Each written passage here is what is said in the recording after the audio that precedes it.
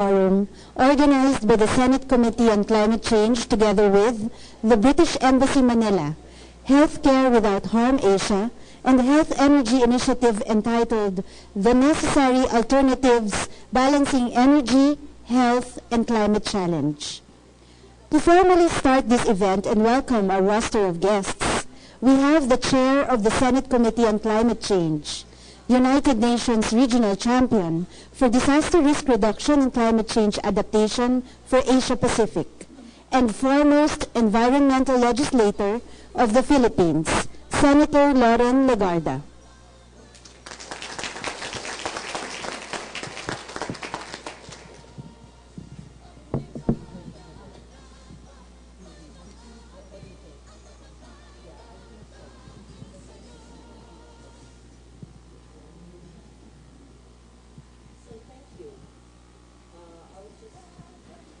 Thank you. This looks like a committee hearing, but it's not. But I wish, actually, that the stenographers could be requested to take notes, because this is even better than a hearing. Correct? We have Sonia here, and everyone. Ambassador, it's working. Ambassador Ahmad, thank you for, again, thinking of the Philippine Senate as your partner in engaging the discussion between and among energy, health, and climate change, which is very, very relevant. Secretary Monsada, congratulations on being formally, officially appointed. Yours is one of the most, if not the most important agencies in the way forward after COP21, no matter how much we talk and how many policies we do. If there is no paradigm shift insofar as energy utilization is concerned, so you have a big, big role to play. And Congresswoman Leah Paquiz and Professor Paul Wilkinson and our Mr. Magalang and our friends, members of government agencies, medical associations, who are from the medical group. Yes, very good. Healthcare Without Harm Asia, very good. And who are from the academe? Good. Who are from the Senate? And NGOs? Very good. Thank you. And I hope that this discussion of 200 people present here today would reverberate, not just in the Philippines, but all over the world through online, social media. That's, in fact, I hope that we had live streamed this. I failed to ask them to set up a live streaming. We could have done it. We could again requested ANC to put it on live. Because if they do live coverage of political scandals and Senate investigations, why not healthcare without harm? Why not energy, health, and climate change? Kung pwedeng mahabol, and maybe you could hold the media here to cover something substantive, right? So, I welcome you today to this gathering of pioneers, a generation of passionate individuals that could make the future of the world livable. We are here to talk about how climate change and extreme weather events, our health, when it's individual health, our collective health as a community of nations even, and clean energy, renewable energy underscore, are interconnected. One way to perceive how the climate works and affects the world is to allude it to like the engineering of the human body, complex, interconnected. The body is an amazing creation, made of parts that are integral to making us function.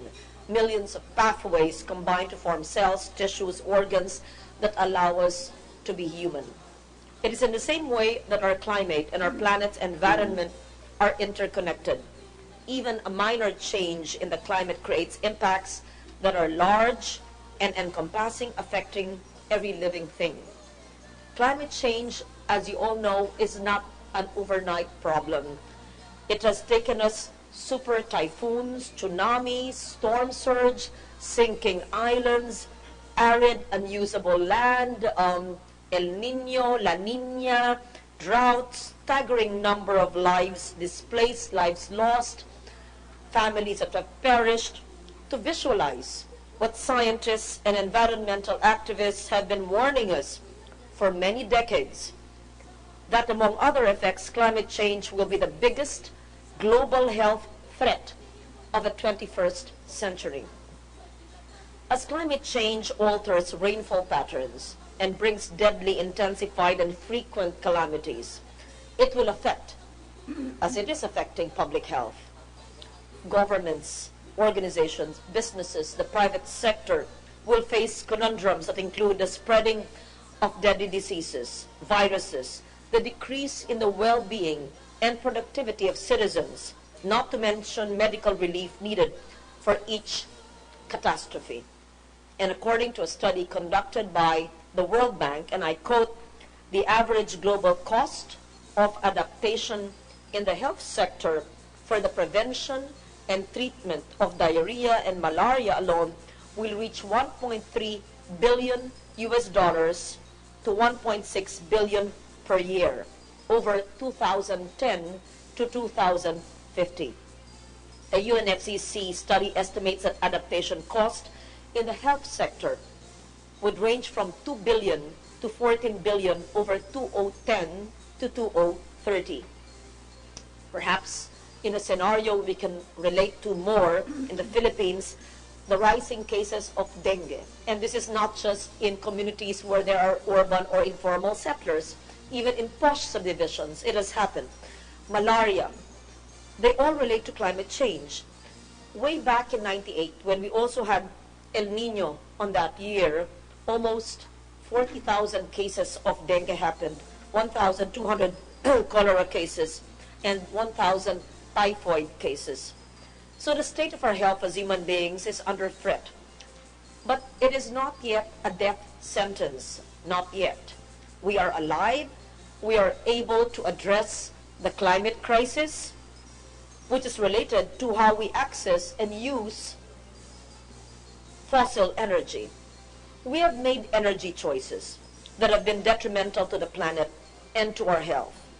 There is strong scientific consensus that climate change is largely the consequence of greenhouse gas emissions. These emissions largely come from human activities, burning of fossil fuel for electricity, for heat, transport, and agriculture. The world's governments, movers, shakers need to urgently and with conscience examine how we use energy and how to use innovation and new technologies to provide for the energy it needs in a sustainable and socially inclusive manner. Growth is difficult to imagine without energy, and energy that does not take into consideration the needs of future generations can only destroy and not build. In the Philippines, estimates indicate that we have some 246,000 megawatts of untapped renewable energy capacity. Perhaps the Secretary could correct me in this if I'm mistaken, but that is what I have researched. And our total consumption now is just what, 16,000 megawatts. Imagine, who's good in math? 16,000, and we have, if only we had the innovation, the technology, the finances, untapped RE capacity of more than 10 or 20 times of what we actually need.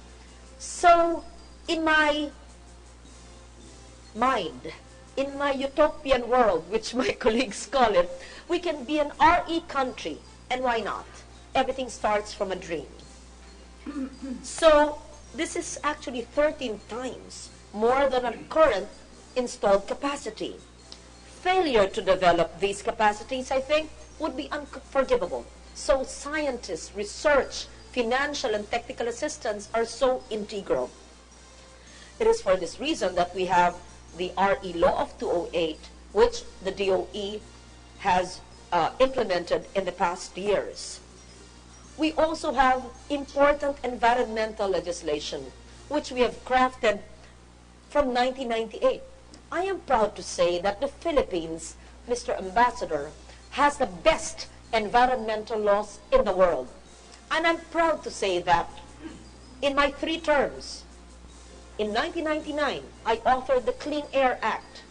in 2001, after Payatas happened, I principally sponsored and authored the Ecological Solid Waste Management Law, which is being implemented by more than 1/4 of our population, by barangays, which actually segregate at source, recycle, and compost.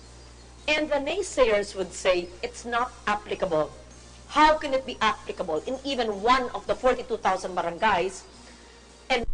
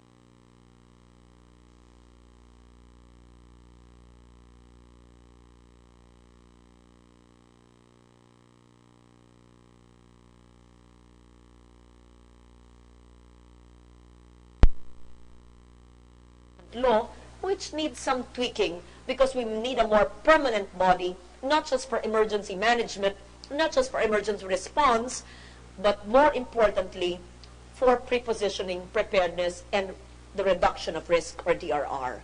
But all of these laws will be to naught if you in the health community, in the academe, in people's organizations, in the private sector would not allow it to be implemented. So I need you to use your power, your influence, your positions, your resources, even go online and nab everyone to implement these laws.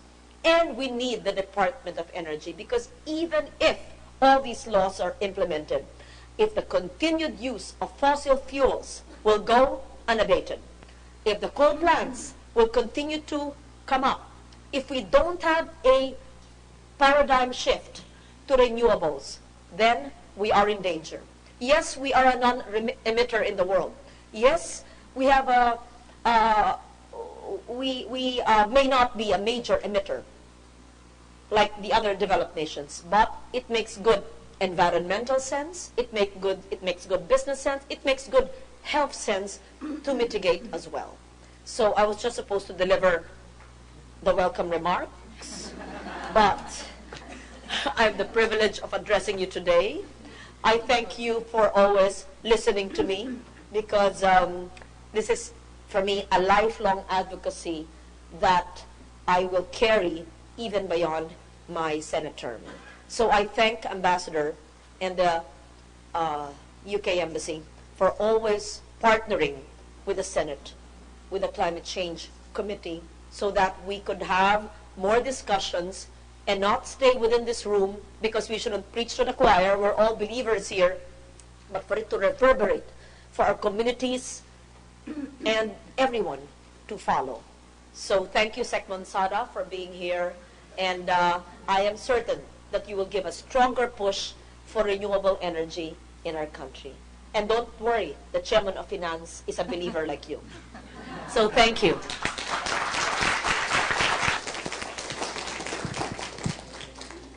Thank you very much, Senator Legarda. And now, to give us the keynote message from the British Embassy, Manila, may we call on His Excellency, Ambassador Asif Ahmad.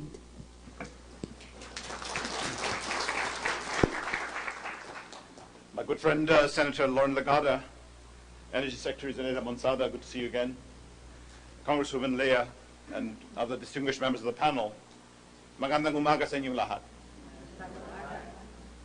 Now, I was tempted to deliver this speech in Tagalog and talk about the pagbagon panahon, but I realized that one or two of you might be struggling with my Filipino, so I'll stay with English.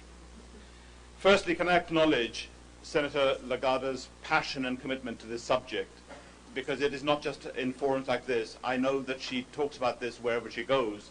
And what I said this morning to her is that I'm so glad that she's not somebody seeking re-election in this term, which means that we can look forward to her advocacy in the Senate for the next 3 years. So we're delighted to continue our partnership with you. The fact that we are here with the other partners, including the Healthcare Without Harm for Asia, organizing this forum, I thank you very much for doing so with us today. Because what this does is takes the discussion into areas that will have real impact. And let us, before we look at the facts and figures from the international perspective, really look at the impact of climate change here in the Philippines. My arrival here in the Philippines 2 years ago was immediately before Typhoon Yolanda, or Haiyan as it's known internationally, hit this country. And I saw firsthand what utter devastation can be caused by these severe weather events, which are simply getting stronger, more unpredictable, unseasonal, and these are having real impacts on people's lives. Sadly, between 6,000 to 10,000 people perished, 10 million people were affected, and they're still to this day paying the price of that event. And yet, in the faces of every victim that I visited, I saw hope, and I saw resilience, and they picked up their lives and are building. But it is incumbent upon them, in honor of those who passed away, in honor of those who are now rebuilding their lives, that governments here and the international community do more than just what we did immediately, which was to provide relief, though that was important. If you don't believe the science of climate change, then I do not know where you've been living in the past 10 years. This country is reaching out and is crying for help. If you talk to a fisherman, they'll tell you the fish catch is dwindling. If you look at leaching from mines, which have been done on the basis of irresponsible mining in the past, you see what that is doing in terms of the impact on rivers and then what it is actually traveling out to the sea. If you look at the fast developing urban communities where sewage is simply being pumped out into the sea and beautiful resorts are now blighted by the impact of mankind, you see that the country itself is crying for help. And in this community, if you look at the issue of health, children, adults, the vulnerable are suffering from increasing impact of what is in our air. The incidence of asthma in this country, in terms of global patterns, is rising. I see more and more people using inhalers now around the world than I've ever seen before. And yet, help is at hand, and later on I'll talk about what measures we are taking in the global community and what I believe the Philippines can do to improve on its position, which is already a very good one. But let's look at the global facts and figures. If you look at the projection, the modeling that has been done, it is now agreed that global average surface temperatures are likely to rise by more than 4% in terms of pre-industrial standards, and possibly even 6%. Now, we have done studies that shows that the impact of this is very real, and if you look at the oceans, which actually absorb the majority of this excess heat, well, that is what leads to the problems that you've had over here.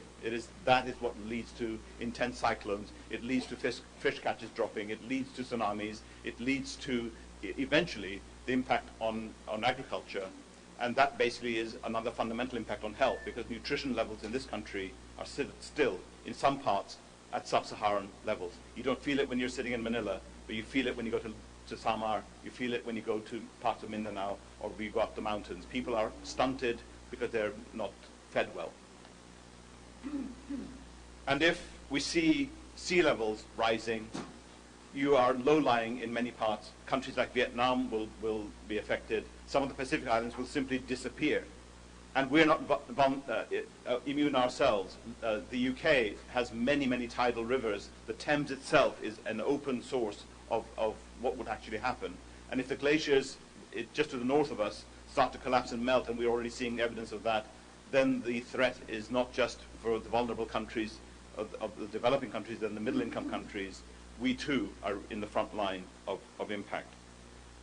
We are also seeing strange patterns, which is, people say, well, are we just talking about El Nino and the impact of drought?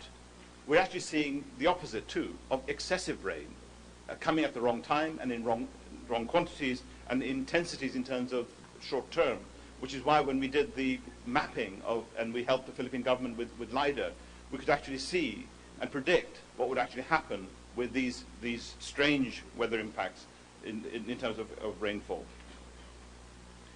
So the impact of what we're talking about will hit agriculture, it will hit water resources, it will hit human health, it will hit infrastructure, because it's no good building something for it only to be washed away at the next event. And most of all, the survival of many species, and ultimately the human species, it will be threatened by what we do. So against all of this, the importance of what will happen in Paris cannot be understated. We are talking about not just government and delegations and participants looking good on TV. We're talking about people who will change the course of our species and our lifespan on this planet. Now, many countries, including the Philippines, members of the European Union, ourselves, we've come up with our offers. But the offers are way, way below what is necessary to even begin to make an impact on what is needed. I would say that we've probably only addressed 10% of what is actually required. Not where we need to be, which is in the high 70s and 80s.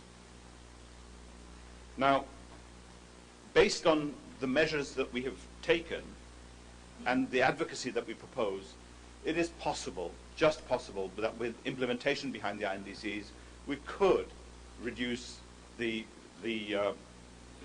emissions by maybe 2 degrees. I know there's been talk in the Philippines and others of 1.5. It's laudable, and if we get there, good. But the threat that I'm talking about is on a trajectory that takes us to 6. And let's be ambitious, but let's temper our ambition with what is actually realistic and possible. Therefore, I urge every country coming to Paris not to come with postures, gestures, and theatrics. What I want is real commitment to make a change so that people on the ground feel the difference in what is to come. Now, we've been very, very clear on what we want, and we've made our pre-commitment to this process, which are backed by law. We are committed to a reduction of 80% from 1990 levels by 2050. The European Union as a whole has submitted a target of 40% reduction. And we're backing this with money.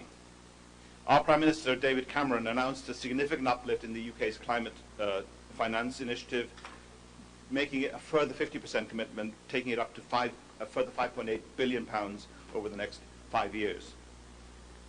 And our finance will go primarily to countries that are with us.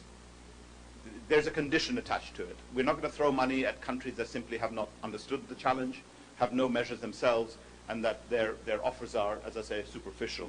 And I'm glad to say that the Philippines is not one of those. I think the commitment here is real, but we want to help you realize those ambitions. Because it is about building climate resilient communities. It is about sustainable use of energy and making sure that these energy resources are reliable, that ultimately helps improve livelihoods, whether it's health, education.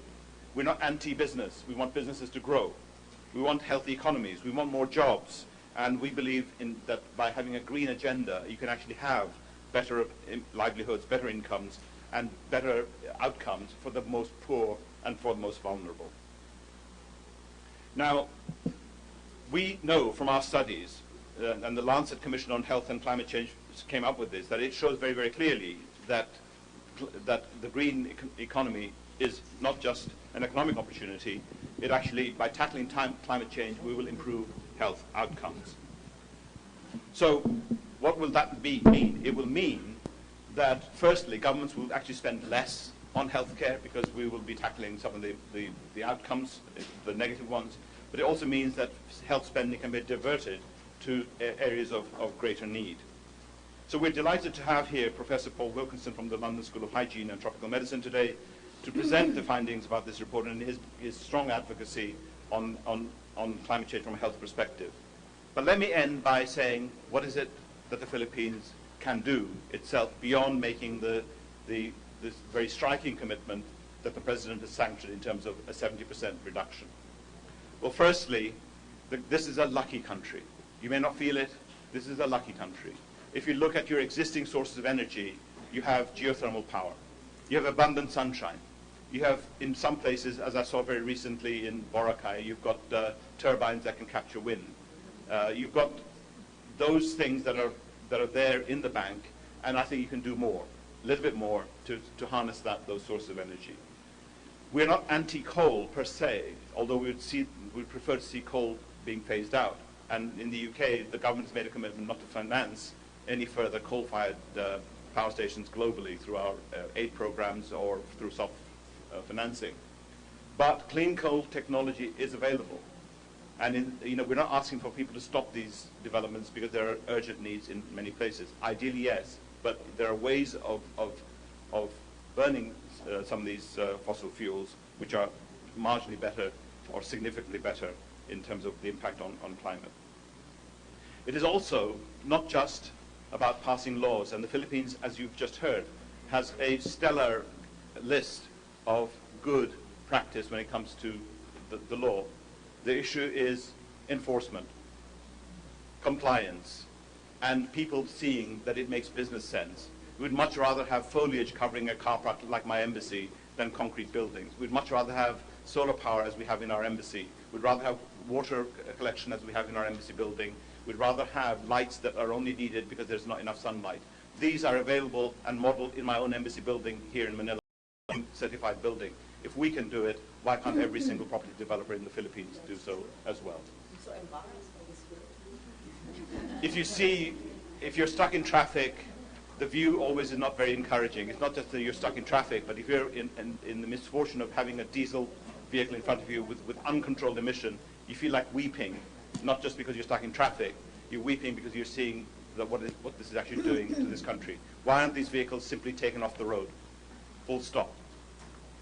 If you look at the way in which mining is done in this country, I'm not anti-mining. If you follow the EITI principles, you can do good mining. If you look at deforestation, we're not anti-timber. We're anti-unsustainable use of these resources. All of these things are at your disposal. And my simple proposal to you, Senator, you hold a very powerful position in terms of controlling the way in which the government spends its money. Put a green tag on every budget. Ask every government department to explain in what way will their policies sustain the commitment that the Philippines has made.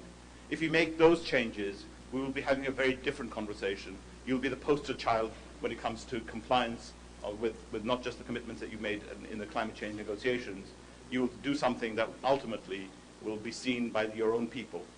And we will work with you, we'll fund projects with you, and we'll share our advocacy with you, which is why we're here. We're proud to have the Philippines as our partner. Let's make this happen. Thank you very much.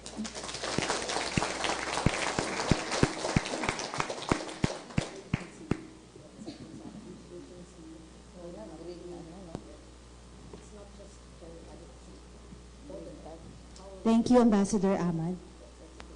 At this point, we shall now proceed with our first speaker, Professor Paul Wilkinson of the London School of Hygiene and Tropical Medicine, who will provide us the global perspective on the implications of energy policies on health.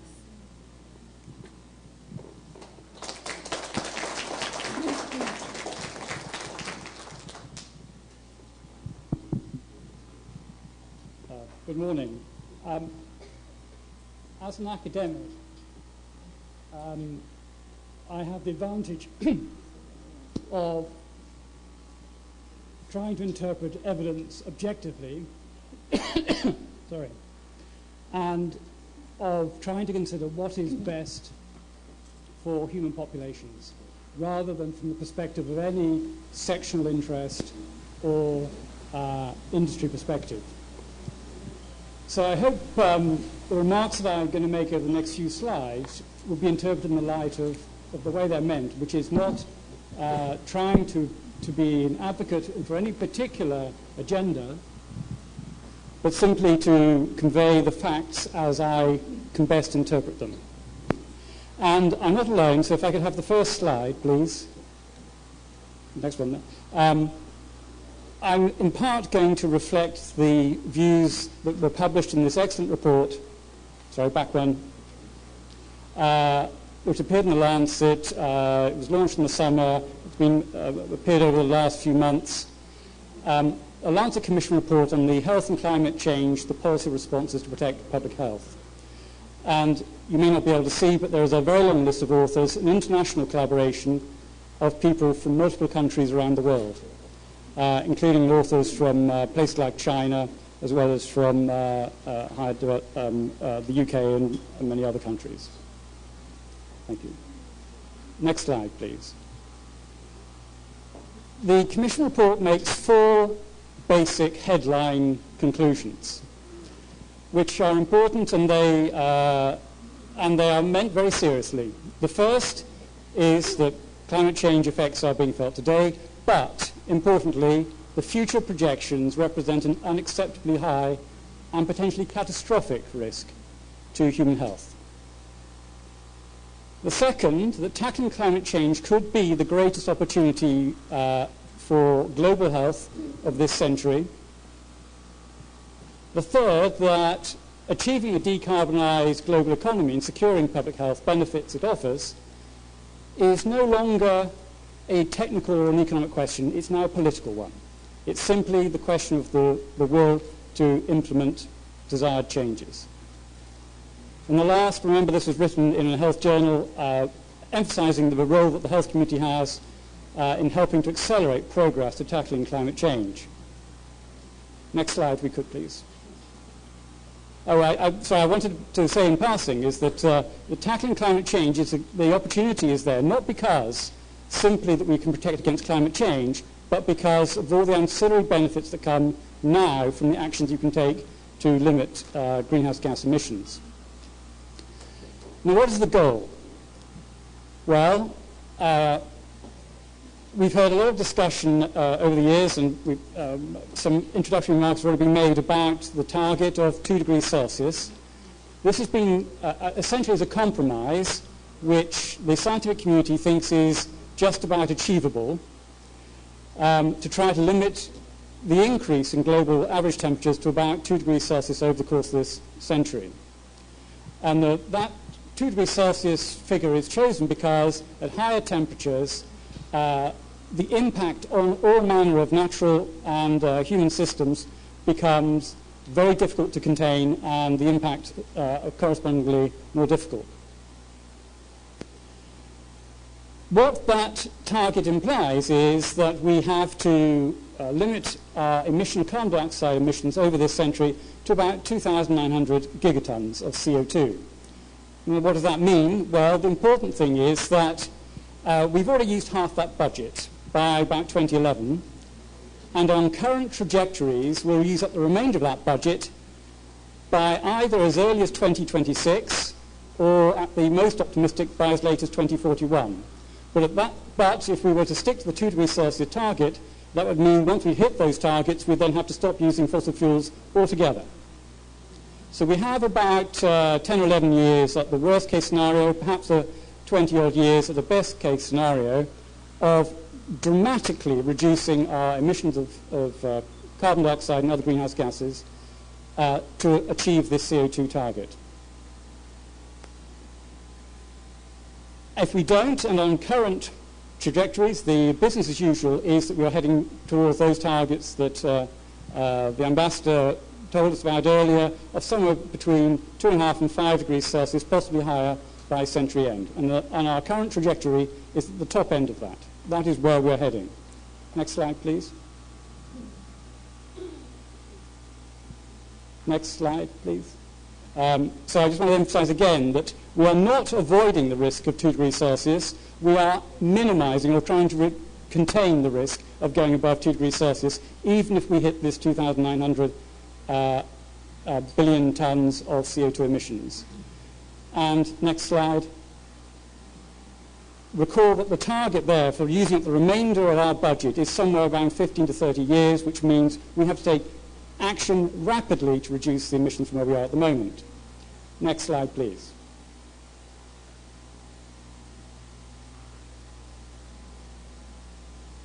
Next slide, please. You probably can't read the detail of this. It doesn't matter. It is a slide taken from the Lancet Commission trying to outline the relationship between use of energy, the emissions that come from it, and human health impacts. And there are three major areas here. The first is, of course, the emissions giving rise to climate change. The second, and most important route for us today, is the fact that the emissions from burning fossil fuels give rise to air pollution, with all the consequent impacts that that has on human health. But also a third route, which is that most forms of energy generation also generate solid fuel wastes, which also have their impact on human health. Next slide, please. Now, I'm not going to go through all the long list of things by which our health may be affected under climate change. You can imagine most of them. But one thing I will say is that so far there has been very, very little climate change. So those people who think that we're already seeing the early consequences of this is at a stage when we have yet to see much climate change occurring. That will not occur until around the middle of the century. It's when you start to see the curves of impact and of the climate change, global warming, start rapidly to rise. But there was this very pertinent comment which was written by Martin Rees, who was used to be our Astronomer Royal in the UK and Master of Trinity College, Cambridge, in a book that he wrote about the forthcoming century and some of the threats it faces. And I take this quotation because for me it's one of the important things for us to bear in mind, and that is it's not all about the things which we fully understand. I'm sure you can read it, but I'll go through it. If we could be absolutely sure that nothing more drastic than linear changes in the climate could occur, it would be reassuring. But it's the small chance of something really catastrophic is more worrying than the greater chance of less extreme events. And those could negate decades of economic and social advance. It's the unknown. We are pressing Earth systems into quite unknown territory with respect to human civilization. We will not have known anything of a similar scale in terms of Earth systems and the pressure putting on the climate system in particular if we continue with our current rate of greenhouse gas emissions. Next slide, please.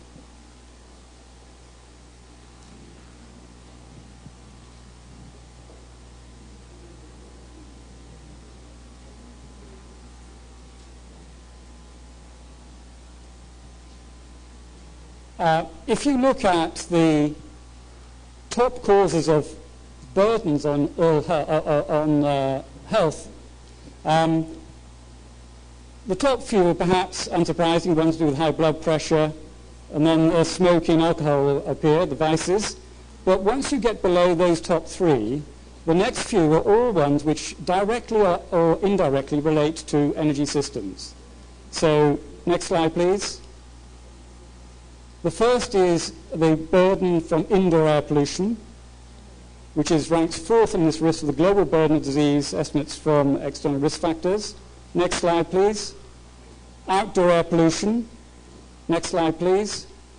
Physical inactivity, which is largely related to our over-dependence on motorized motor vehicle transport and other forms of mechanization in our lives. Next. And factors relating to combinations of diet and physical activity also related to many aspects of our over-dependence on energy. All of those are things which are targets for action also aimed at reducing climate change, because by targeting energy systems, we would also have impact on all of those outcomes. Next slide, please. And this is the latest evidence published by the World Health Organization on the regional burdens of ambient outdoor air pollution. And Philippines is lost in the mix here, but next slide, please. The two tall columns on the towards the right-hand side are for Southeast Asia and the Western Pacific low middle-income countries. And that is where the large burden now lies of outdoor air pollution-related illness and mortality. And the global burden is something like 3.7 million deaths, premature deaths, attributable to outdoor air pollution. All of this all of these impacts would be greatly minimized by a transition towards a low-carbon economy. Next slide. Now, most of the messages here are not rocket science, and this fairly simple slide, for me, gives much of the message that I want to convey. It's a graph of two parts. On the left-hand side is a plot of the impact on mortality, and on the right-hand graph, the impact on non-mortality illness, i.e. morbidity. And on the x-axis, it's how much CO2 emissions is generated by different forms of power generation. And what you can see is that those things which tend to have very high impact in terms of their CO2 emissions also have very high impact in terms of their health impact. Now, these data are taken from an assessment of power generation in Europe. The answers won't be quantitatively the same, but qualitatively would be in any other setting, and that would apply also here. And as you can see, the things like lignite, which is brown coal, and coal are by far the worst in terms of their CO2 emissions and in terms of their impact on population health. Oil is not a lot better. Natural gas is substantially better in health impact. It still has an appreciable greenhouse gas emissions, but better than either oil or coal.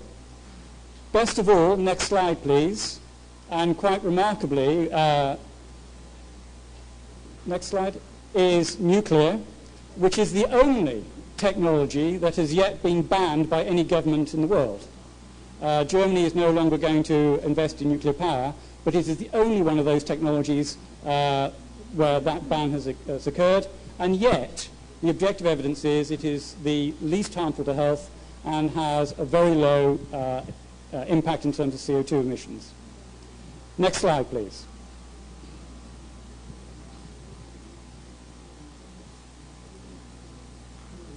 The costs, if you were to translate these health impacts into costs, they can be very appreciable. And next slide, please. This is a piece of work done by some colleagues that I worked with a couple of years ago, where they looked at the aggregate health costs of essentially coal burning in China, and calculated that it's approximately equivalent to 5% of China's GDP. It's a very substantial figure, suggesting that if you take account of the full cost, all of the externalities, as the economists would like to claim them, the costs are large indeed, and much greater than the apparent upfront costs of simply mining the coal and burning it for power generation. Next slide, please. So, what are the recommendations from the Commission, and which are largely borne out by all the other bodies? Well, the first, with regard to energy, is the rapid phase out of coal. The second is that there can be and should be a cautious transitional role only for the use of natural gas. But thereafter, the emphasis needs very heavily to be upon renewable sources. There has to be a decisive policy package which targets in particular the transport sector, agriculture, as well as energy sectors.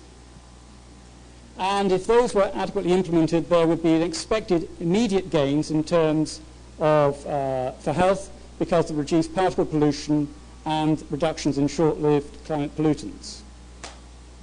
Next slide, please. How does the UK plan to address this? Well, here is its interpretation. As you can see on this graph, the different sectors are coloured differently. So the black curve in the bottom left is generation by coal being phased out by 2030. The light grey is natural gas, a transitional arrangement, but being replaced with natural gas with carbon capture, representing by the purple curve. Then a large component, the blue, from nuclear, and then renewable sources represented by the various shades of green and yellow above that, including wind, hydro, and so on. That trajectory, next slide please, gets us to a position of reducing by over 80% from the current baseline by mid-century. And in fact, you'll note, if you can just about see, it actually takes us in some components into negative territory. If you look at the curve on the right-hand side, this shows the CO2 emissions. Firstly, that there is, after this decade, there is then a very rapid reduction, followed by continued further reduction, and that then becomes negative. And the reason it becomes negative is because essentially renewable sources, and including biomass, can be used for generating electricity, and some of that can be then captured through carbon capture and storage mechanisms, meaning that not only are you using a renewable source, you can then capture the CO2 related to it, so you can actually make the whole equation negative. Next slide, please. It's not all about high technology. Now, this is India. It's not directly here or anywhere close at hand, but the same principle applies. This was a piece of work done by some colleagues at University of Berkeley showing what the impact is of just helping to improve the efficiency of burning sources, biomass inside the home, which is in many places not connected to the electricity grid, is a way in which heating and cooking is undertaken. And without proper ventilation, there are large associated emissions of particle pollution, which have serious consequences for health, and they also emit pollutants which are climate active. Now, the right-hand picture there is a gasifier stove, which costs about $50 US, would need to be replaced every 5 years or so. But by using that rather than the unvented burning, you would reduce the emission of black carbon by about 15-fold, reduction in the precursors of ozone by about 10-fold, and of carbon monoxide by about 5-fold. Next slide, please.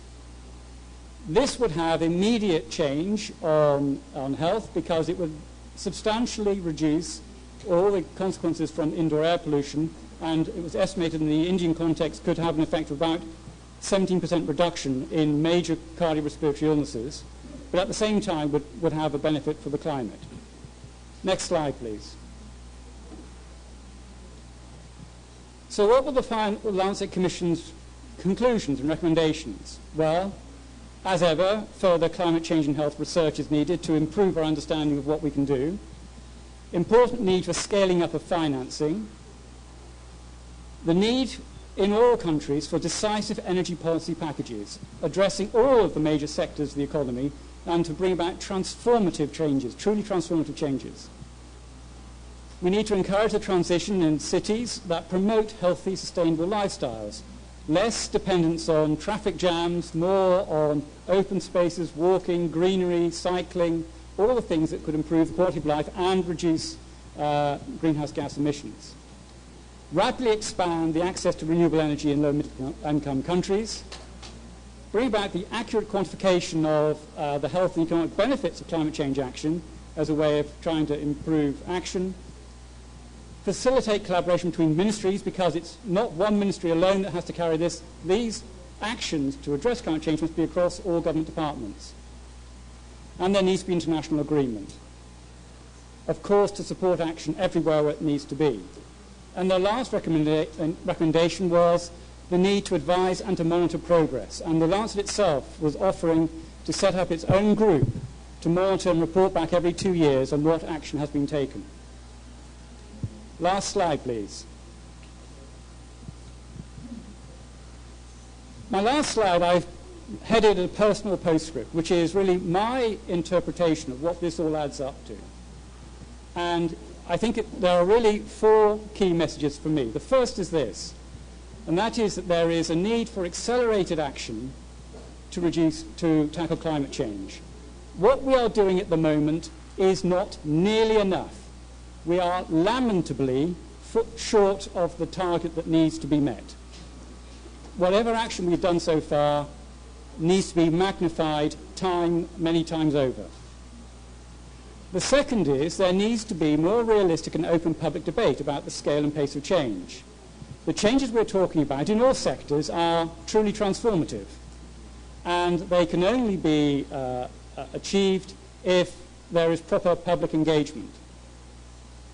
The second is to set the correct policy direction. That for me does not mean we can now decide exactly where we're heading, but it means we need to say exactly what we're trying to achieve and what the general pathway is by which we achieve it. You will be well aware, I'm sure, of the debate there's been recently about Volkswagen cars and the emissions from diesel engines. Well, the reason that that problem has arisen so much, and it is in the public domain at the moment, is because about 10 years ago, the European Commission in particular decided that a way of tackling climate change was to boost diesel cars, because diesel cars are about 10 to 15% more efficient in their use of fuel.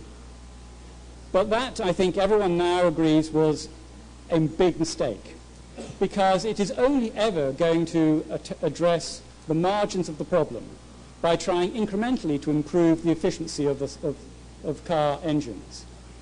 To go where we need to be, and remember in high-income settings like Europe, that means something where between an 80 and 90% reduction from 1990 baseline, we need to have something much more transformative. And the correct direction to head in would be something like basing future vehicle stock on hydrogen fuel cells and electric vehicles. But that is not the direction we set out on. It was a wrong direction to start on, and in consequence we've lost time, we've lost pace, and we've now got to start anew. If we had decided that direction carefully in the first place, we'd been very clear where we had to go. And the last and most positive thing of all is that the vision for the future, in which we are bringing about a transition to a low-carbon economy, is a very positive one. It is healthier, it will improve well-being, and most of us would recognize it as substantially better improvement in quality of life. All of this will require very major action, but it is action which eventually will need to be brought about anyway. It's not a question of if, but a question of when we carry out the transition to the low-carbon economy.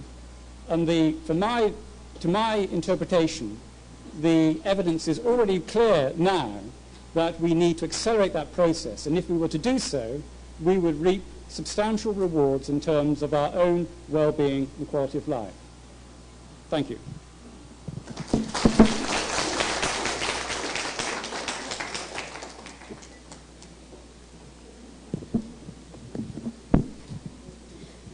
Thank you, Professor Wilkinson.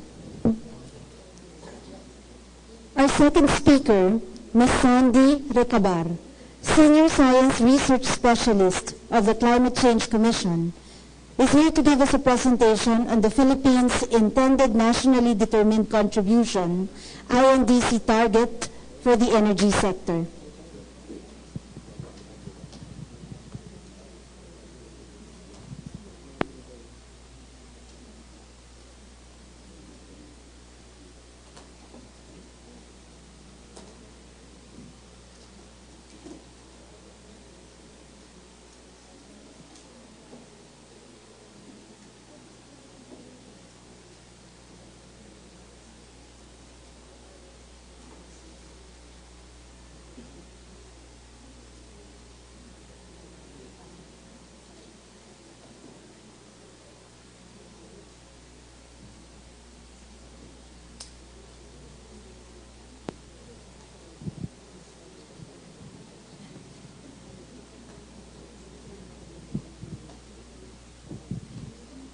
Yes, thank you very much. On behalf of the commissioners, Commissioner Alvarez and Commissioner De Guzman, as well as the Deputy Executive Director of the Climate Change Commission, Asik Joy Goko, we would like to thank the organizers for inviting the Climate Change Commission to this event. And I'm here to talk about the salient features of the INDC, as well as with particular focus on the energy sector. So next slide, please. So just to give you a brief overview of the timeline of the climate change negotiations for you to understand why we have this, what we call the intended national determined contribution. So it was in 1992 that the governments really started talking to each other and talking together to really discuss what we need to do to address climate change issues. And for just a little bit of a trivia, even before in 1992, in 1991, the Philippines is one of the those countries who have really put importance on climate change, because in 1991 we already have the Interagency Committee on Climate Change, so that is even before the world really talk together and discuss climate change issues. So in 1994, we already ratified the UNFCCC, and in 2003, we also ratified the Kyoto Protocol. Because if you look into the discussions on the UNFCCC, it basically just tells us that the main objective really is for governments to really discuss that there is a need for us to stabilize greenhouse gas concentrations in the atmosphere. But it was in the Kyoto Protocol which says there that it should be the developed countries who should do more to address climate change issues. They tried to again discuss it in Copenhagen, wherein both they are saying now that we should talk together again and see that the burden should not just be that the developed countries should do more, but maybe we should start discussing, okay, what can developing countries also start to do to contribute more to address the issue of climate change. But it failed, so next slide please. Again, they again discussed in 2012 in Doha, and then in 2013 in Warsaw. There is an agreement now that they will be working together for 2 years. There will be a new agreement in 2015, but this new agreement that would cover already all parties. Okay, but then for them to identify, okay, I think we need to discuss now. Like for instance, in Warsaw, now they need to identify now that if we need to make sure that our emissions should not exceed or have an effect to have a 2-degree increase in temperature. We have to make sure that countries now have to identify what can you contribute to address climate change. And that's what they call the intended nationally determined contributions. So the term INDC was introduced in Warsaw, wherein parties are now invited to submit by 2015 what are their intended contributions to address climate change. So in Lima, they discussed there in 2014 what exactly is INDC. What should be the elements? What should be the contents of our INDC? So that was discussed in Lima. And by 2015, starting March 2015, parties have already started submitting their INDCs. And according to the decision, those who have submitted by October 1 will be reviewed by the UNFCCC Secretariat for them to produce a synthesis report by November 1, 2015. So they already, the UNFCCC Secretariat already produced a report that would look into whether the submissions of countries would really enable us to limit our temperature increase to 2 degrees. But based on the submissions of countries, it was stated there that still we would meet around 2.7 degrees increase in temperature. So it's actually the first start or the first submission of countries. Now they will still be negotiating in Paris, so we have to prepare for that as well. So next slide. What are actually the basic policies for the Philippines as a guide for the development of the INDC? We have here, of course, the Republic Act 10174 or the Climate Change Act as amended, wherein the state shall cooperate with the global community for us to resolve climate change issues. And this is the basic condition why we wanted to submit also our INDC, because we wanted to also provide to the global community that we are also capable of providing our share to address climate change issues. And then if you would look into the National Framework Strategy on Climate Change, because of the vulnerability of the Philippines on, in terms of the impacts of climate change, we really put premium on adaptation. And we also look into mitigation also as a very important pillar, but we look at mitigation as a function of adaptation. Meaning, when we do mitigation activities, we're not just concerned about reduction of greenhouse gases in the atmosphere, but because of the other co-benefits that we would get if we do mitigation actions, such as, for instance, it would provide better air quality, it would also address health impacts, etc. So that's how we view mitigation actions as well. So next slide. Again, we also look into the climate change action plan to make sure that this is consistent. Whatever we submit in the INDC is consistent also with our action plan. So we recognize that the goals really of our action plan is to really enhance the adaptive capacity of the communities and also increase the resilience of our natural ecosystems. There's also a recognition from the government that we also need to successfully transition towards a climate-smart development, and this is where mitigation comes in. So we also view in terms of mitigation that there are opportunities when we do mitigation activities, or meaning activities that would reduce emissions in the atmosphere. So next slide. This is actually the process of our INDC preparation for the Philippines. We actually started formally the discussion on this in January. So we really sat down with the government agencies and see, okay, based on our plans and programs, what can we contribute as our submission to the UNFCCC. We also saw the need for, we saw the need for coming up with analytical tools and studies to really guide us in terms of determining how much can we contribute for our INDC. And once we've done that, we had several consultations with the civil society organizations as well as the private sector. I think for the private sector, we had three major consultations with the private sector, because we also saw the need to really engage with the private sector, because even if we do have plans, if this is not really supported by the private sector, then it would be difficult for government to implement a lot of the activities that is stated in the INDC. So we also had some review and finalization of the INDC. In fact, before we submitted our INDC to the UNFCCC, and even before we had a briefing with the President, the last consultation that we had is actually with ERC and Senator Legarda. So they were actually the last ones who really read through the INDC and gave some suggestions on how we can improve our submission. So we submitted our INDC by October 1. In fact, based on the synthesis report, all developed countries have submitted their INDCs. 2/3 of the developing countries have submitted, one of which is the Philippines. So we are waiting for, I think, around 40 plus INDCs from other countries. So we're just waiting for them.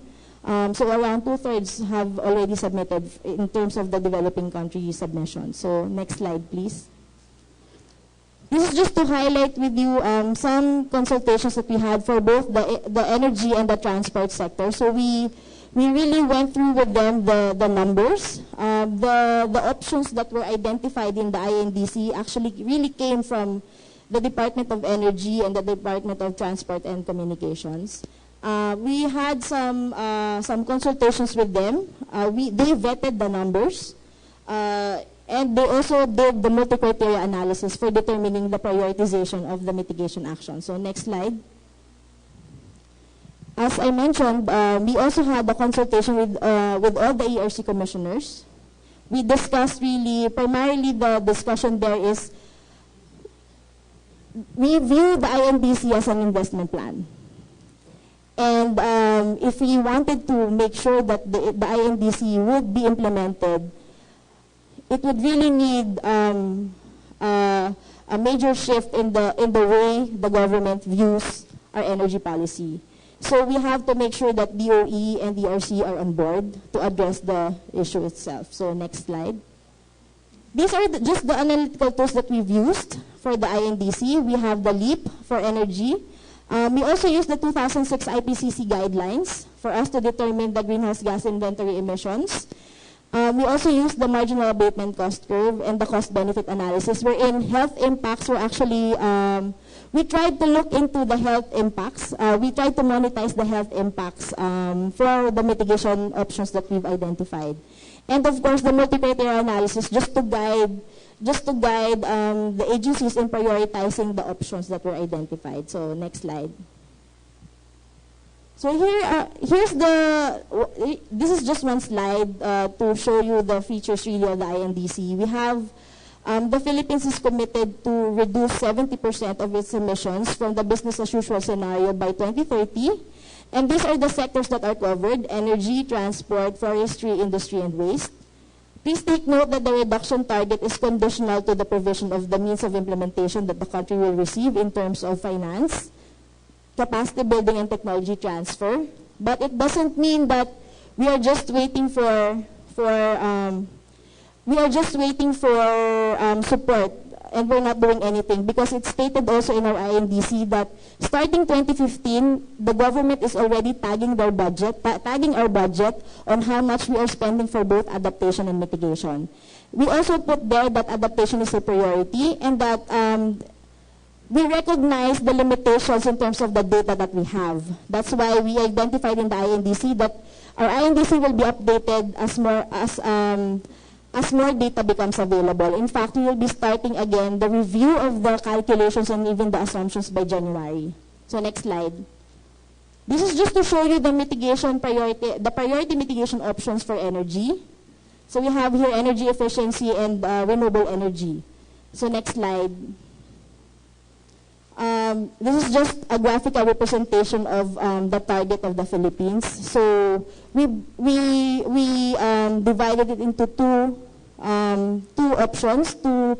kinds of options: the priority options and, of course, the long list of options, which comprises the 70% reduction. So next slide. This is just to show you how we try to look at or incorporate, try to monetize the health impacts, and how it would, in terms of integrating the health impacts in identifying the benefits, the co-benefits for the mitigation options that we had.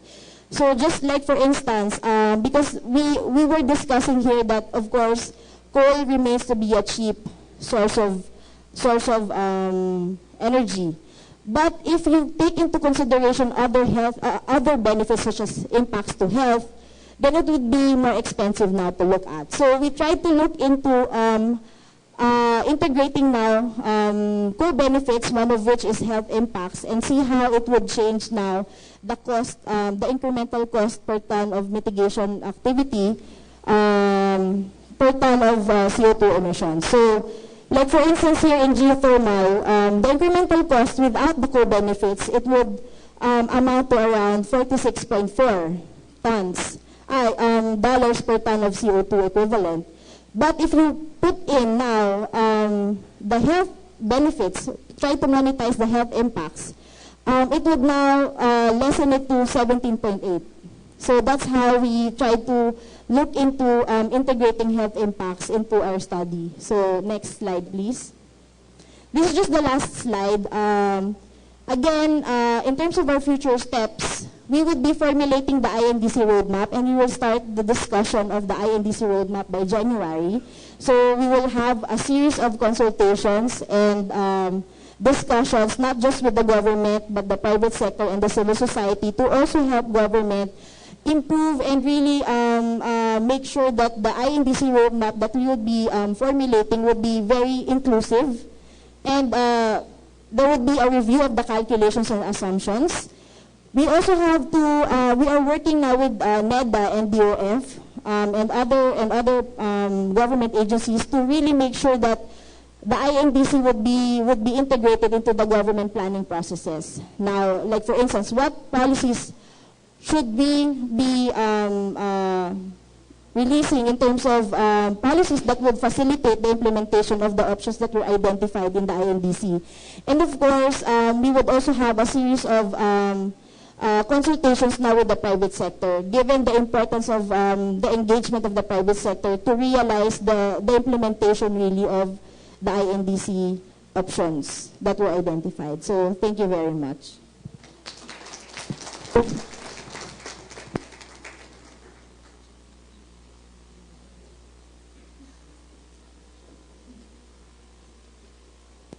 Thank you. Ms. Recabar. At this juncture, we would like to call on the Department of Energy Secretary Zenaida Monsada, who will discuss how the country's energy policy is being aligned to the energy targets of the INDC.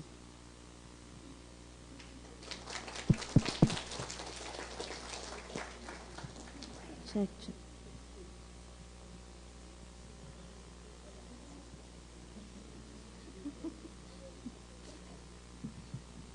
Senator Lauren. Ladies and gentlemen, good morning.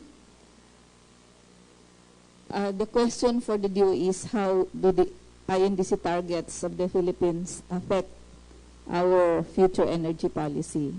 Well, actually, at the start of this administration, the DOE came up with an energy reform agenda which has 3 pillars: energy security, optimal pricing, we didn't say low price, but optimal, because it should balance the interest of the consuming public, the investors, and the government. Kumikita ang government sa energy, di ba? And the third aspect there is sustainable program. That's why, if you note, energy prices are high because we do not subsidize. And because of that, we can go ahead with our programs. So with this, we have these policy trusts. Next slide, please. Which is, of course, ensure energy supply, expand access, promote low-carbon future, that's for sustainability, promote energy resiliency, explore bottom-up approach on energy planning. With respect to our neighbors, the ASEAN, we're talking about interconnection of energy infrastructure for synergy. And then our programs are as follows, pursuant to this trust. Next slide, please. So number 1 there is the develop indigenous energy resources. And with this is the promotion of RE and natural gas. Push for sustainable fuels for transport. This we're doing with the DOTC. Promote, we have this easy way of life, and that means energy efficiency and conservation. Malaking bagay ito, and everybody can help on this. Expand capacity and coverage of power supply, that's for energy security. Climate-proof energy infrastructure and facilities. And we're pushing for regional energy plans so that mas makonsider yung mga what resources are available in the different local governments. So next slide. Example of the easy way of life is yung introduction of efficient lighting and for a more institutional thing is the standards. Hindi lang, actually example dyan is home appliances, but we're looking at standards for lahat ng klaseng energy facilities, equipment, especially for industrial use also. So next slide shows we have an energy efficiency roadmap which would cover transport, industry, pakibilisan lang, residential, commercial buildings, and of course, cross-sectoral targets. Then the next slide, kasi bilisan ko para may question and answers pa tayo. The next slide, I think this is one of the ito yung heart ng presentation namin. This should interest everybody. This is the power outlook that we have. The first chart is the business as usual. At the rate things are going, at the rate projects, types of power projects are committed, indicated to us, yung grade dyan is coal. And yun yung kinakatakot ng maraming. But we have the clean energy scenario, which is the second chart. And with that, we have the capacity targets. No? So RE should be 30%. Yun yung level ngayon. And we expect to maintain that even as our demand for power, for energy increases. So i-maintain dapat yun. Then, we would have some preference for gas, which is natural gas, which is kahit sa fossil fuel, it's far cleaner. And then, of course, coal will be there, pero we don't want it to be that high, mga more than 50% yan by 2030. Parang 70% nga, if that's the business as usual scenario, because we cannot be overly dependent on one single resource. Other than, medyo marami ng allergic dyan because of, yun nga, of some, yung pollution and, although list cost siya, pero yung cost si ERC na mag-discuss niya. So, yun yung target namin. We would have a 30-30-30 aspiration for the year 2030, and the 10% would include yung other technologies. So, that could still include yung mga oil, because we may still need generator sets which will be running on this, especially dun sa mga islands, no? Because maybe hindi clear to most of us, when we have RE, some of the RE projects, so solar, wind, these are not available 24/7. So we may need some backup. But we're looking at hybrids or mga support other than coal, other than oil. Kasi ang oil kasi madaling paandarin eh. Patayin mo pag hindi kailangan, pandarin mo doon sa times na wala kang sun, wala kang hangin, no? But ang dito is directionally talaga, the DOE also does not want coal to be 70%, and we're doing things para hindi yan mangyari, energy security wise and for all other reasons. We need a good balance of the energy mix, but siguro for the time being, probably for our generation, coal will be here to stay. But hindi siya dapat aabot ng level na sobrang mataas. Because otherwise, ang issue mo dun, power supply. No? We have to balance this. Okay. So the next slides will be showing in some more detail the programs that we have. For example, climate-proofing energy infrastructure. So we're also looking at the National Climate Change Action Plan. Then pursuing also the adaptation measures. Next slide is on sustainable fuels for transport. We're looking at other fuels, bali other than gasoline and diesel. So we have a biofuels law that we are also implementing. So all of our gasoline and diesel have biofuel components. 10% ethanol in gasolines, and 2% biodiesel now is from coconut for diesel. And we're talking about increasing the blends, and that's part of the program that we have committed to the INDC. We're also looking at electric vehicles and natural gas vehicles, and as a transition, LPG for taxis. But of course, a lot of this would also have mga issues that we are working or we're addressing together with other government agencies.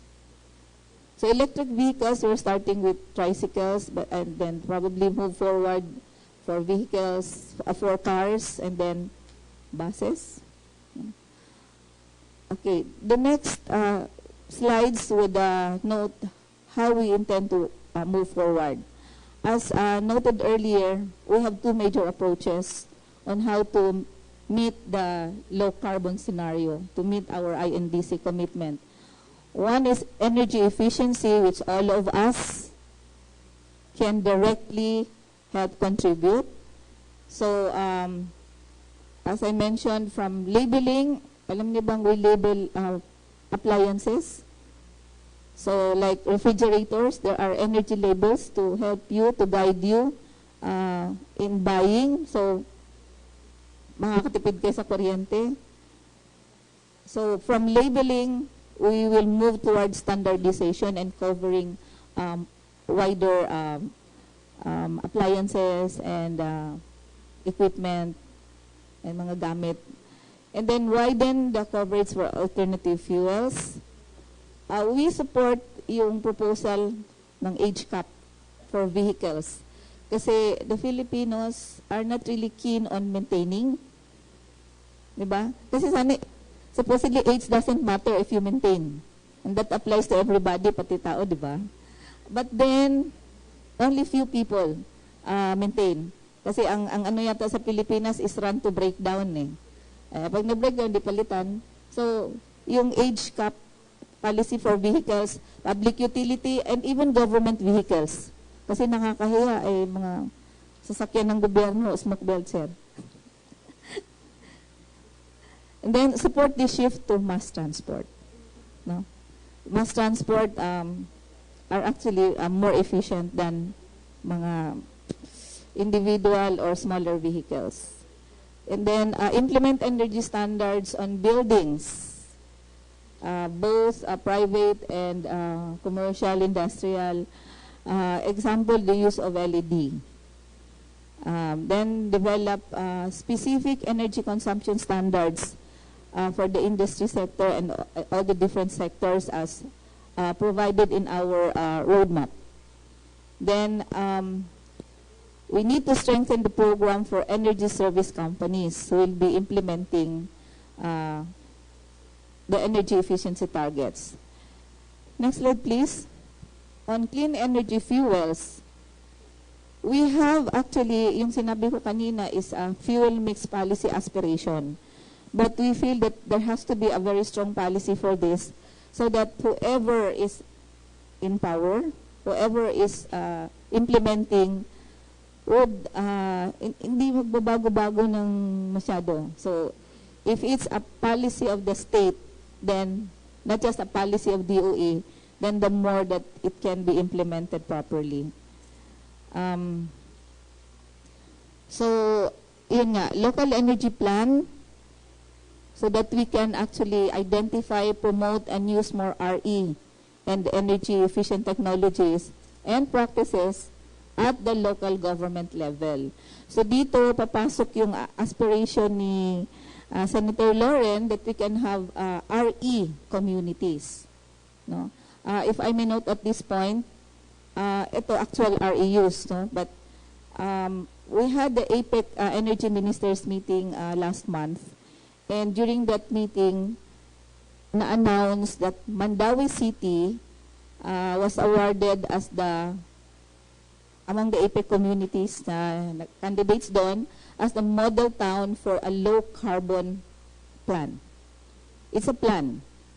Meron na silang na-identify. So, ang premyo nun is they will be funded for the feasibility study para mas ma-implement nila yung plano nila. And then, we would really want to encourage portfolio on energy among local banks and financial institutions. Ang RE medyo hindi pa, may mga bangko na supportive na pero hindi pa ganun karami because yun nga parang some banks find it risky, no, to support. So we need to encourage the portfolio para dito especially for RE. And dun sa RE, isa sa talagang mas madaling implement, mas marami is solar. Because we have the abundance of the sun and anywhere, maging city, maging rural area, we have a lot of sun. So, one of the thrusts that we have is solar energy systems sa off-grid areas. Because we still have areas that are not energized because they're far from the grid. And parang practical, implementable would be solar systems. Hindi namin solar home systems because we can also install in schools. So, hindi na sila homes, no?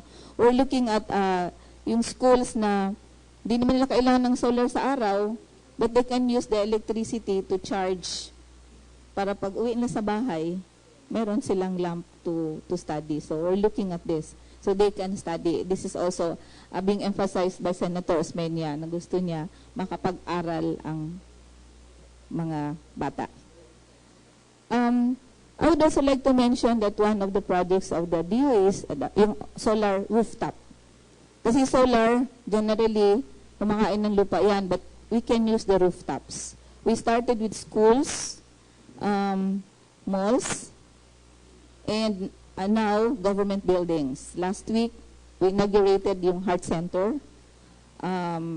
Then next, I think, this month, DOST. We're also working para Malacanang naman, maging showcase. Of course, DOE and probably Senate. So we're going around and looking at how and when can we put up with these projects.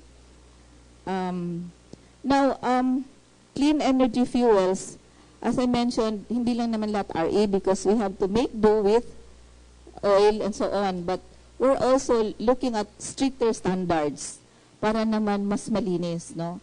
And by January of this year, our gasoline and diesel should be Euro 4 compliant. Meaning, medyo huli tayo because Europe is 6 na, I guess. But we're now Euro 2. But if we say, or we have said, Euro 4 should be effective January 1, that's both an order from the DNR and the DOE, and that would mean yung DOTC, kasi the implementation there is lahat ng bagong vehicles na i-rehistro should be Euro 4 compliant, meaning the cleaner technologies for vehicles, yun lang ang pwedeng i-rehistro na starting January 1. And we have the fuels for that. Next, please. So, itong cross-cutting, meaning may energy efficiency sa cleaner fuel. So, these are the programs that we see. So, finally, hindi pala slide. Finally, this next slide, please. Siyempre, kailangan pa rin namin legislative support because as I said, the policies, pag magiging national, meaning may batas, would be more stable. So, comprehensive land use. We would like a law that would say ang energy projects are projects of national significance. So, hindi siya pwedeng basta-basta baguhin or palitan ng local government units. Kasi we have, marami na even transmission towers, pag iba na yung nakaupo, ayoko yan dito. So what happens? No? So yun ang gusto naming i-identify that energy projects are projects of national significance. Then, a law talaga on energy efficiency and conservation. Kasi pag voluntary, sasabihin ng may pera, may pera naman ako, ba't kailangan ko magtipid? I mean, kaya dapat, i-guide din. And of course, natural gas industry development because this is a new industry. Nuclear, ang ano lang namin dito is, ano ba ang position ng Pilipinas on nuclear? Definitely not within the next 15 years. Kasi mahaba yung proseso. But we have to study, kasi kung may nagpo-push, aralin natin kung pwede, kung hindi, bakit. But of course, sabi nga namin, yung Pilipino, yung discipline, no? Importante para for this policy. And of course, the fuel mix policy na talagang magiging batas siya. So in summary, and in answer to the question for the DOE, our policies have already been geared towards the low carbon scenario because sustainability is part of our agenda. Siguro with the 70%, ang issue dito is the numbers. Can we meet the numbers? How to meet with the numbers? But really, we have preference for indigenous and particularly RE. We have the law. We have incentives in the law. Sa ngayon, meron tayong FIT, merong mass dispatch, priority dispatch for RE. We're finalizing the RE portfolio standards, which would require use of RE by the distribution utilities. The National Renewable Energy Board is moving towards updating the plan. We have here our chairman. And but as noted, the commitment that we have is conditional because we need the support. Sabi nga ni Senator Loren, we have so much potential, but we need to harness this potential. We need to explore, develop, so that we can produce and use this potential. So, in fact, not many know na the Philippines, through the DOE, is a co-founder of the international RE group, which is the IRENA. Co-founder tayo. That's how active we are because I think we're number 2 din sa RE globally. Or basta mataas tayo. And we can be very proud of that. But we want to maintain that position. And of course, as I mentioned, we need to coordinate, and we are coordinating with the various agencies like the OST will be helping us with the assessment of the santo mga resources because mayroon sila mga satellite so we're talking with this, and of course ERC, very important because aligned dapat ang policy with the implementation and enforcement. And I'm happy and proud to announce that we are working very closely with the ERC, and ERC can confirm that later. So, isa sa thrust natin on resiliency is ang programa natin sa Pilipinas ngayon, and I hope we can pursue with this, is really to build back better. Yung ano natin sa calamities, dapat hindi ganun din uli ang gagawin. It should be something better para nandyan pa siya even when there is another calamity. So, I think that's all for now. Thank you and good morning.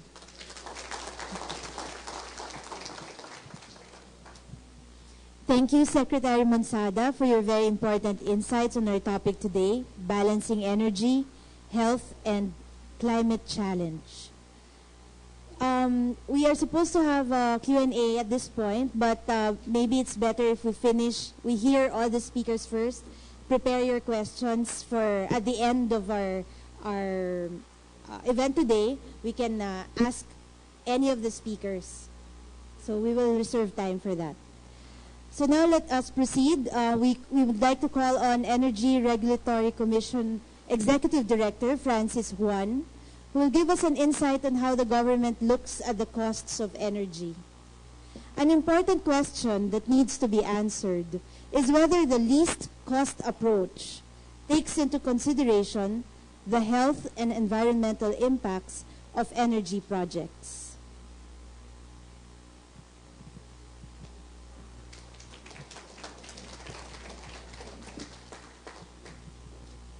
Senator Lauren Ligarda, Secretary Zenaida Munsada, all other dignitaries of the panel, and ladies and gentlemen, good morning. We are honored and at the same time humbled by this invitation to share our views on the topic. And on behalf of the Energy Regulatory Commission, allow me to state its commitment to this noble effort and its wish for the success of the negotiations for a new climate change agreement in Paris by December 2015. Allow me to address directly the questions posed for ERC. How does the government determine the cost of energy? And speaking for our agency, the ERC is tasked to regulate the electric power industry, and included in its mandates is the rate regulation. And under the law, we are to be guided by the criteria or the standard that the rates to be charged by the utilities, including generation companies, should be enough to allow recovery of reasonable costs and allow the investors to earn a reasonable return on their investment.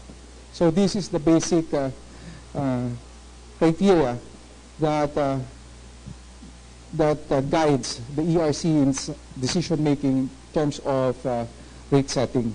And so far as the fixing of the generation rates, that is the component of the retail rates we pay our utilities that go into the payment of the generation supply that is procured by the distribution utilities from generation companies. The ERC is guided further by the legal obligation imposed on distribution utilities like Meralco to supply their captive markets at the least cost. The distribution utilities, when they procure power from generation companies for delivery and supply to its customers, they enter into bilateral supply contracts, and these bilateral supply contracts are submitted to ERC, and the ERC determines what can be passed on by the utility in terms of the associated generation cost from that power supply agreement. So in the evaluation of the power supply agreements, guided by the legal obligation on distribution utilities to supply at the least cost, what ERC implements at present is the cost-based approach, meaning in evaluating these power supply agreements, the ERC looks into the capital costs, the operating costs, and fuel costs, basically, because a plant's cost can be categorized into these three. And for the capital costs, these are the costs associated with putting up the plant, acquiring the site, installing the equipment, and then for the operating, you have the costs incurred to be able to operate the plant and also generate electricity or energy out of the plant's capacity. And then for fuel, and this is true for the conventional plants, this is the cost of the fuel that is needed to run the plant, and this cost of fuel is then, under ERC regulation right now, passed on to the off-taker, to the distribution utility. So under the environment where distribution utilities are supposed to off-take at the least cost, what we can see is, given that the capital costs of putting up conventional plants can actually be recovered over the kilowatt hours generated. And when we look at conventional plants like, say, coal, because of the nature of operations of coal, where you can actually operate coal plants 24/7, except for a few downtimes when it will have to be shut down for maintenance, it can actually generate more electricity if you are able to run it for longer hours during, say, a year.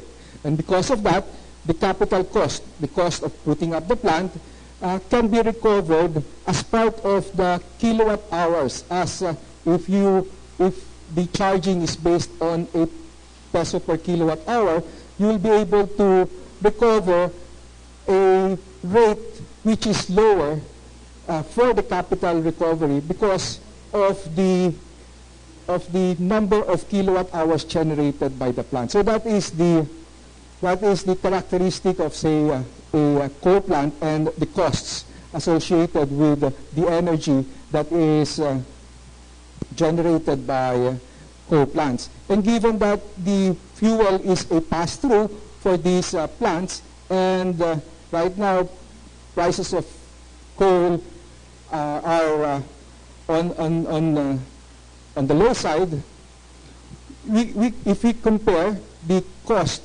say, of the power that will be supplied by a coal plant versus, say, a renewable, and if they will be competing for the supply to a distribution utility, if we will just look at the current cost, including the cost of fuel, then there is really difficulty for the renewable energy proponent or sponsor to be able to compete and offer the same energy at the same price or even lower than what a coal plant can offer to a distribution utility.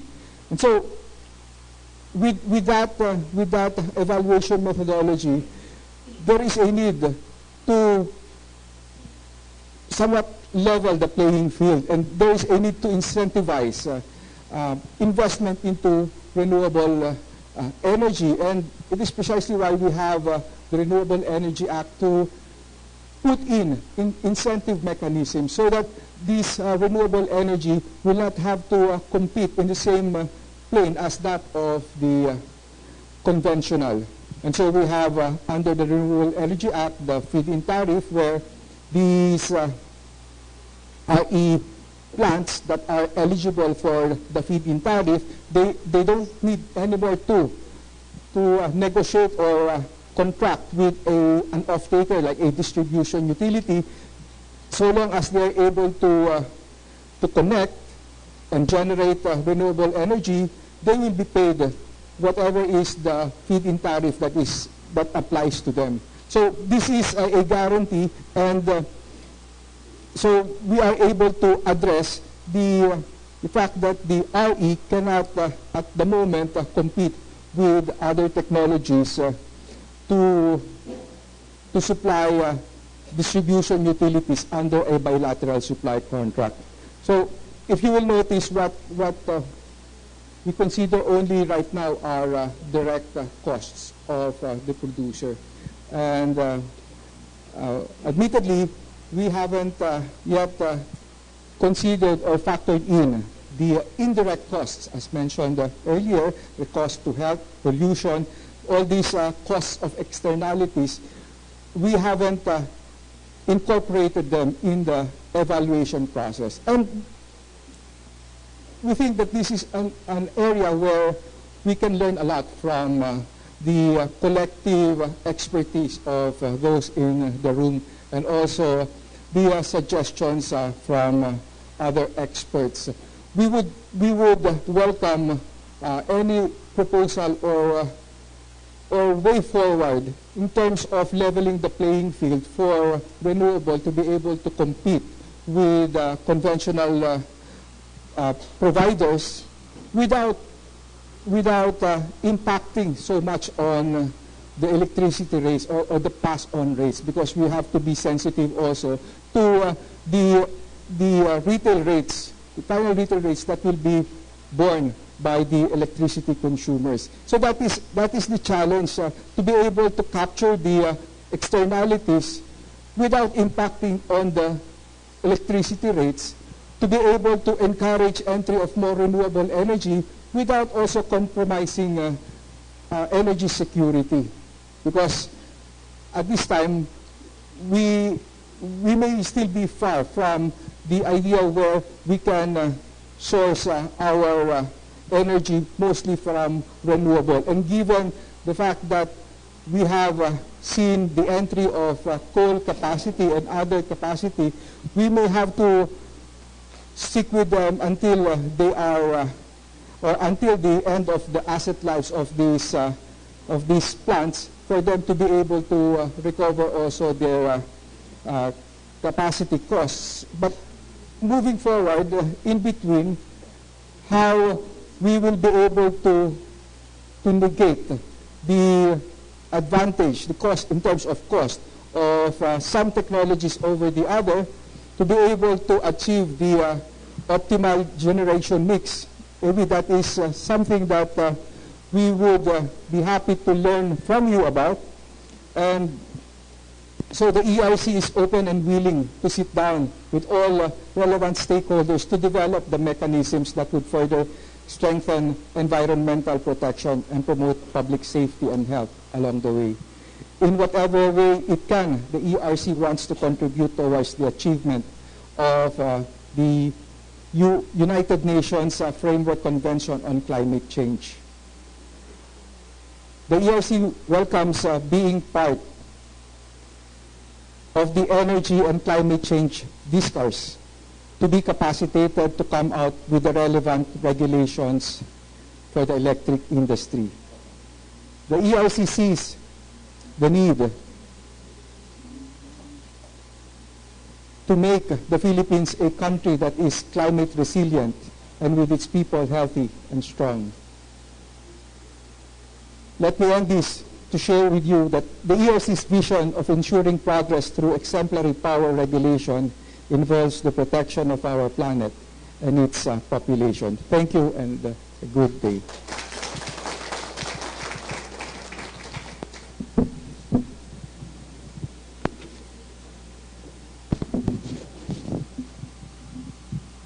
Thank you, Executive Director Juan.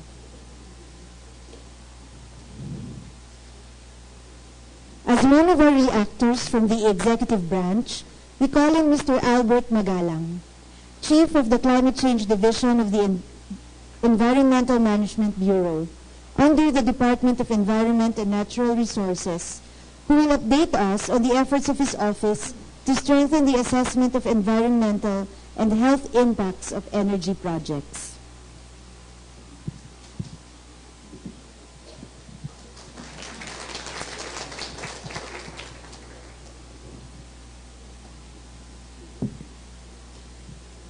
Thank you very much for that kind introduction. So I was advised here that there's actually 10 minutes left for the presentation. Anyway, I'll have this, I will deliver this prepared speech na lang so that we can save on time. Anyway, I have not prepared any PowerPoint presentation, as the reason is the DNR would like to answer the two questions that have been posed to us. Anyway, so Senator Lauren Ligarda, the Honorable Ambassador, the British Embassy, Ambassador Ahmad, distinguished guests and participants, my fellow speakers, colleagues in government, and dear partners in development, a pleasant day to all of us.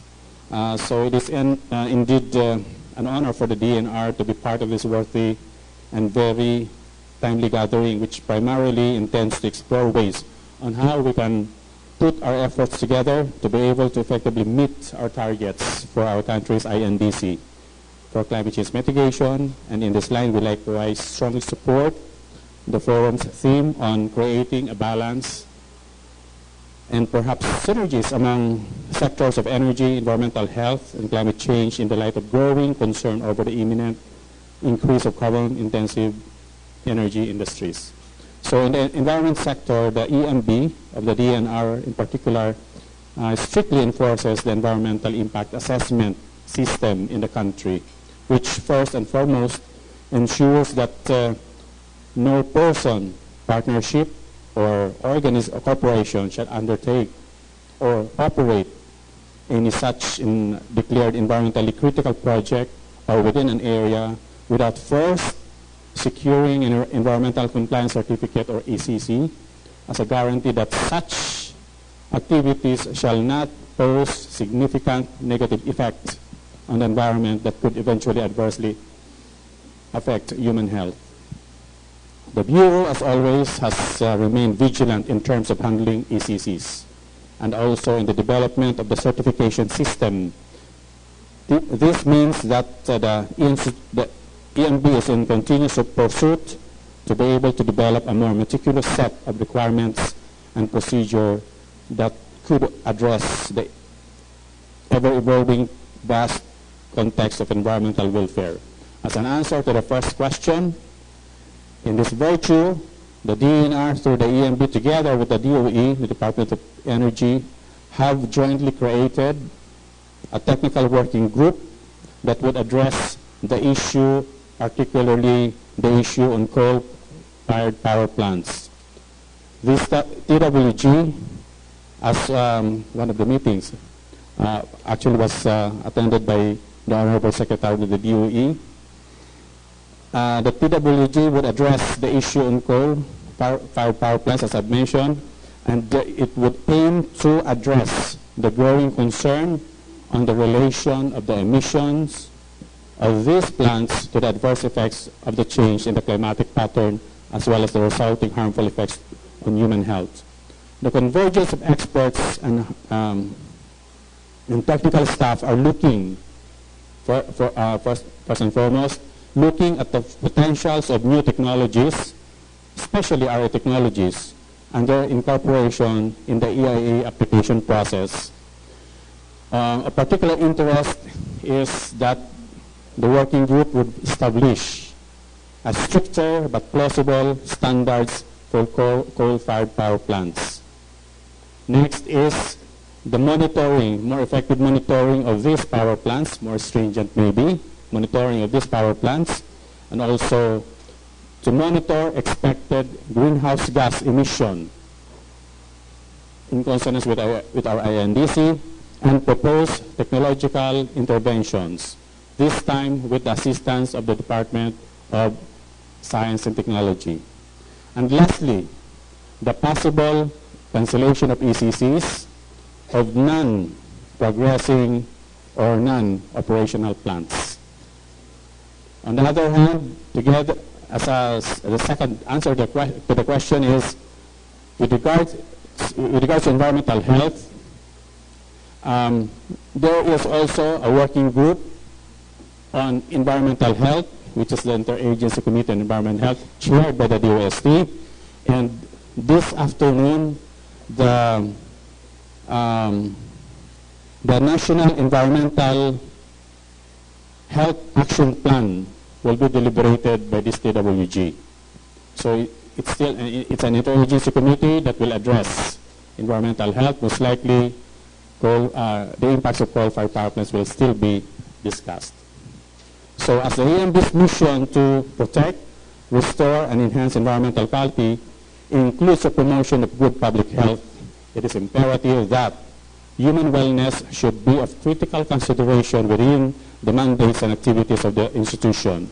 This is realized through the inclusion of health impact assessment, along with environmental and ecological risk assessment as requirements for the issuance of ECCs. So this is a new terminology that are being considered in the EA process. Health impact assessment, or the HIA.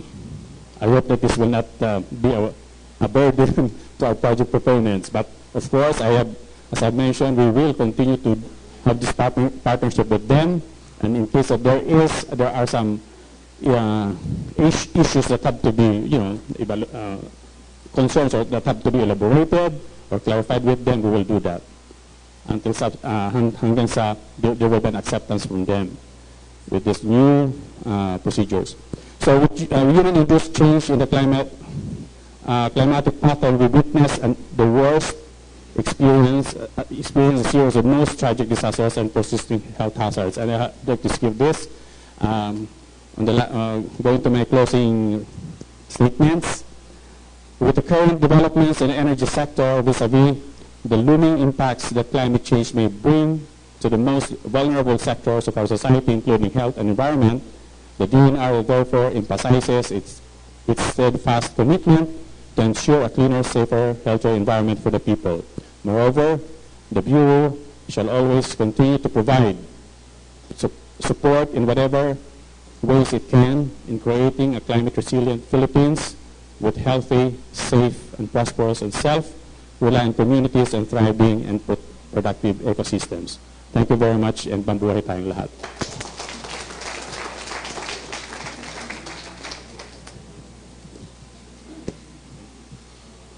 Thank you, Mr. Galang from the DNR.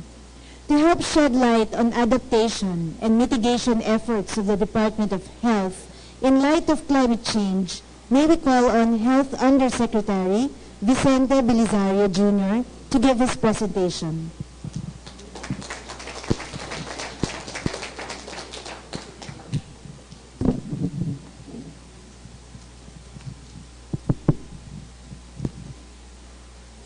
Senator Lauren Lagarda, Ambassador Asif Ahmad, Secretary Zenaida Mansada,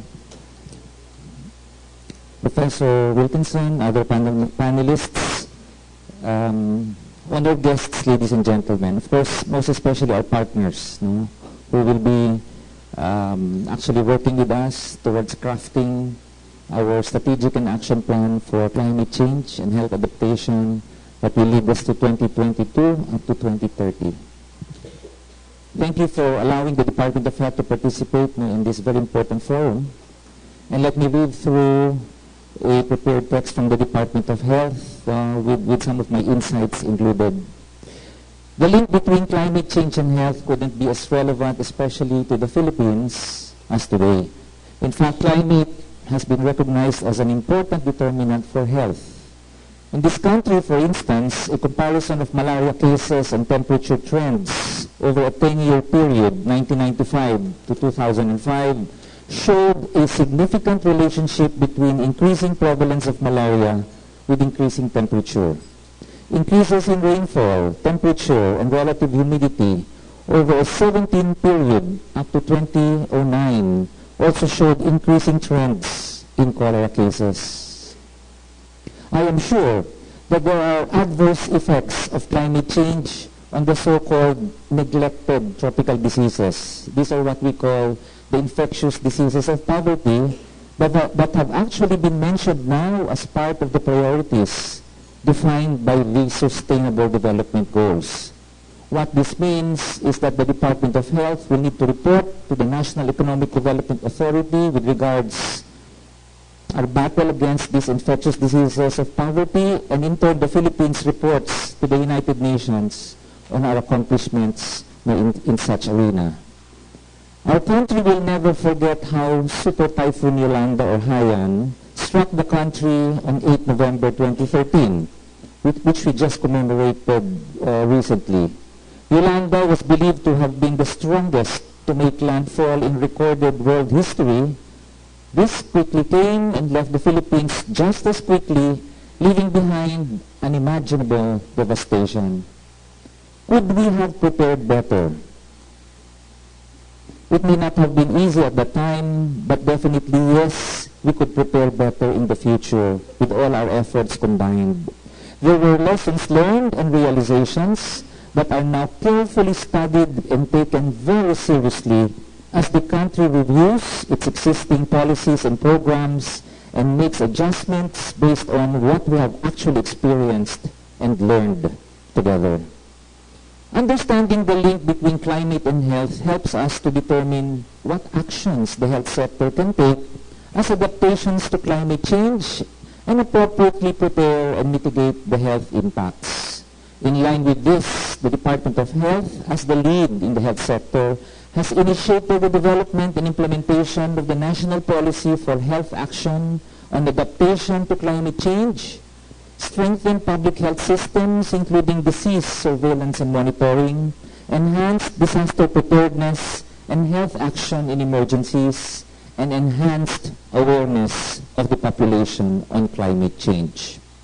For instance, the Philippine Integrated Disease Surveillance and Response, PIDSR or PIDSR, has been redesigned to incorporate climate change indicators, including rainfall, temperature, relative humidity, and solar radiation extremities. The Strategic Plan for Climate Change and Health Adaptation, which includes 2014 to 2016, aims to protect the health of Filipinos from the impact of climate change by improving the adaptive capacity of the healthcare delivery system and prioritizes action on the 20 most vulnerable provinces to climate change. Note, I mentioned 2016, which is actually just around the corner. Hence, we are pushing our colleagues in the Department of Health as well as our partners to join us in crafting our Strategic Action Plan 2017 to 2022. We will need partners and collaborators to contribute to its development and formulation, all leading to correct policy and responses, as well as strategic directions to protect public health. Certainly, and we should ensure, not business as usual. The Department of Health has a climate change and health adaptation program supported by an administrative order and a strategic action plan. In fact, several orientation and capacity building activities on climate change adaptation are being conducted for health workers. Further, the Department of Health is coming up with a document that updates the National Environmental Health Action Plan, or the NEHAP, which will be presented by the Philippine government in a regional ministerial forum on environment and health to be hosted by the Philippines in 2016. This plan must strongly take into consideration, among others, climate change and health adaptation in the course of formulating and finalizing this document. The Department of Health recognizes the impact of non-renewable energy to health. And admittedly, the Department of Health has no health policy on the use of renewable energy in the health sector, particularly in our health facilities. We have noted the suggestion to develop guidelines in the use of green technologies in health facilities and process standards. We note, for instance, the Secretary's remarks in relation to launching the solar energy that is now being used by the Philippine Heart Center. This must be replicated so many times over. We will also certainly look into and consider very strongly the initiative to install solar energy in rural health units, especially in the remote areas of the Philippines.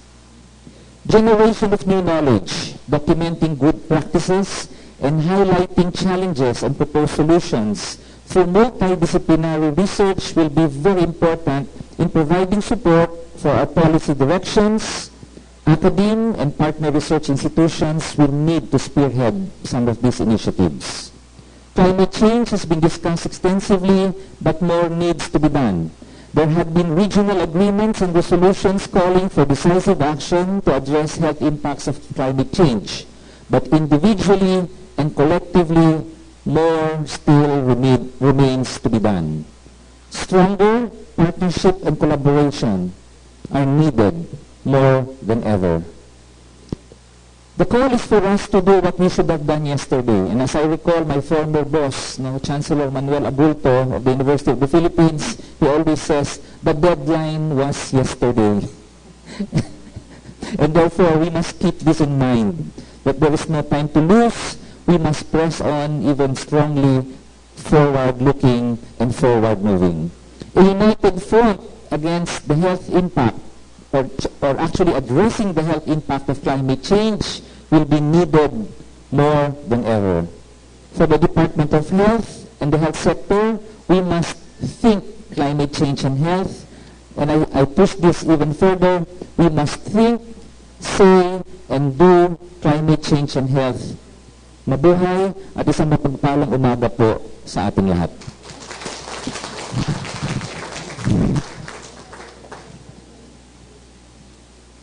Thank you, Undersecretary Vicente Belisario. In order to shed light on the health impacts of coal-fired power plants in the community, we would like to call on Ms. Veronica Cabe, community organizer of the Coal-Free Mariveles Movement.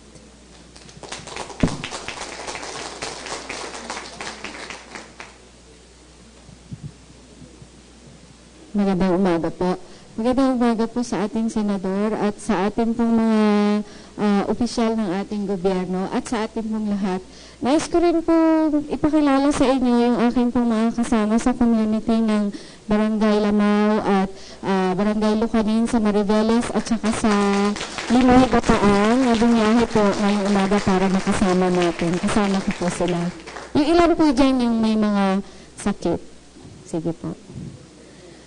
Ito po yung itsura ng aming planta. Sige po. Next po. Meron po sa Bataan na matindi o strictong implementation ng ban sa smoking. In fact, sa Kapitolyo mismo, pag nahuli ka pong magsigarilyo, magbabayad ka po ng 5,000. At yung mga tindahan na naghuhuling magtitinda ng yosi ay tatanggalan po ng business permit. Sige po. Next slide. Pero ito po pwede. Next slide. Ganito na po karami yung coal plant sa aming bayan.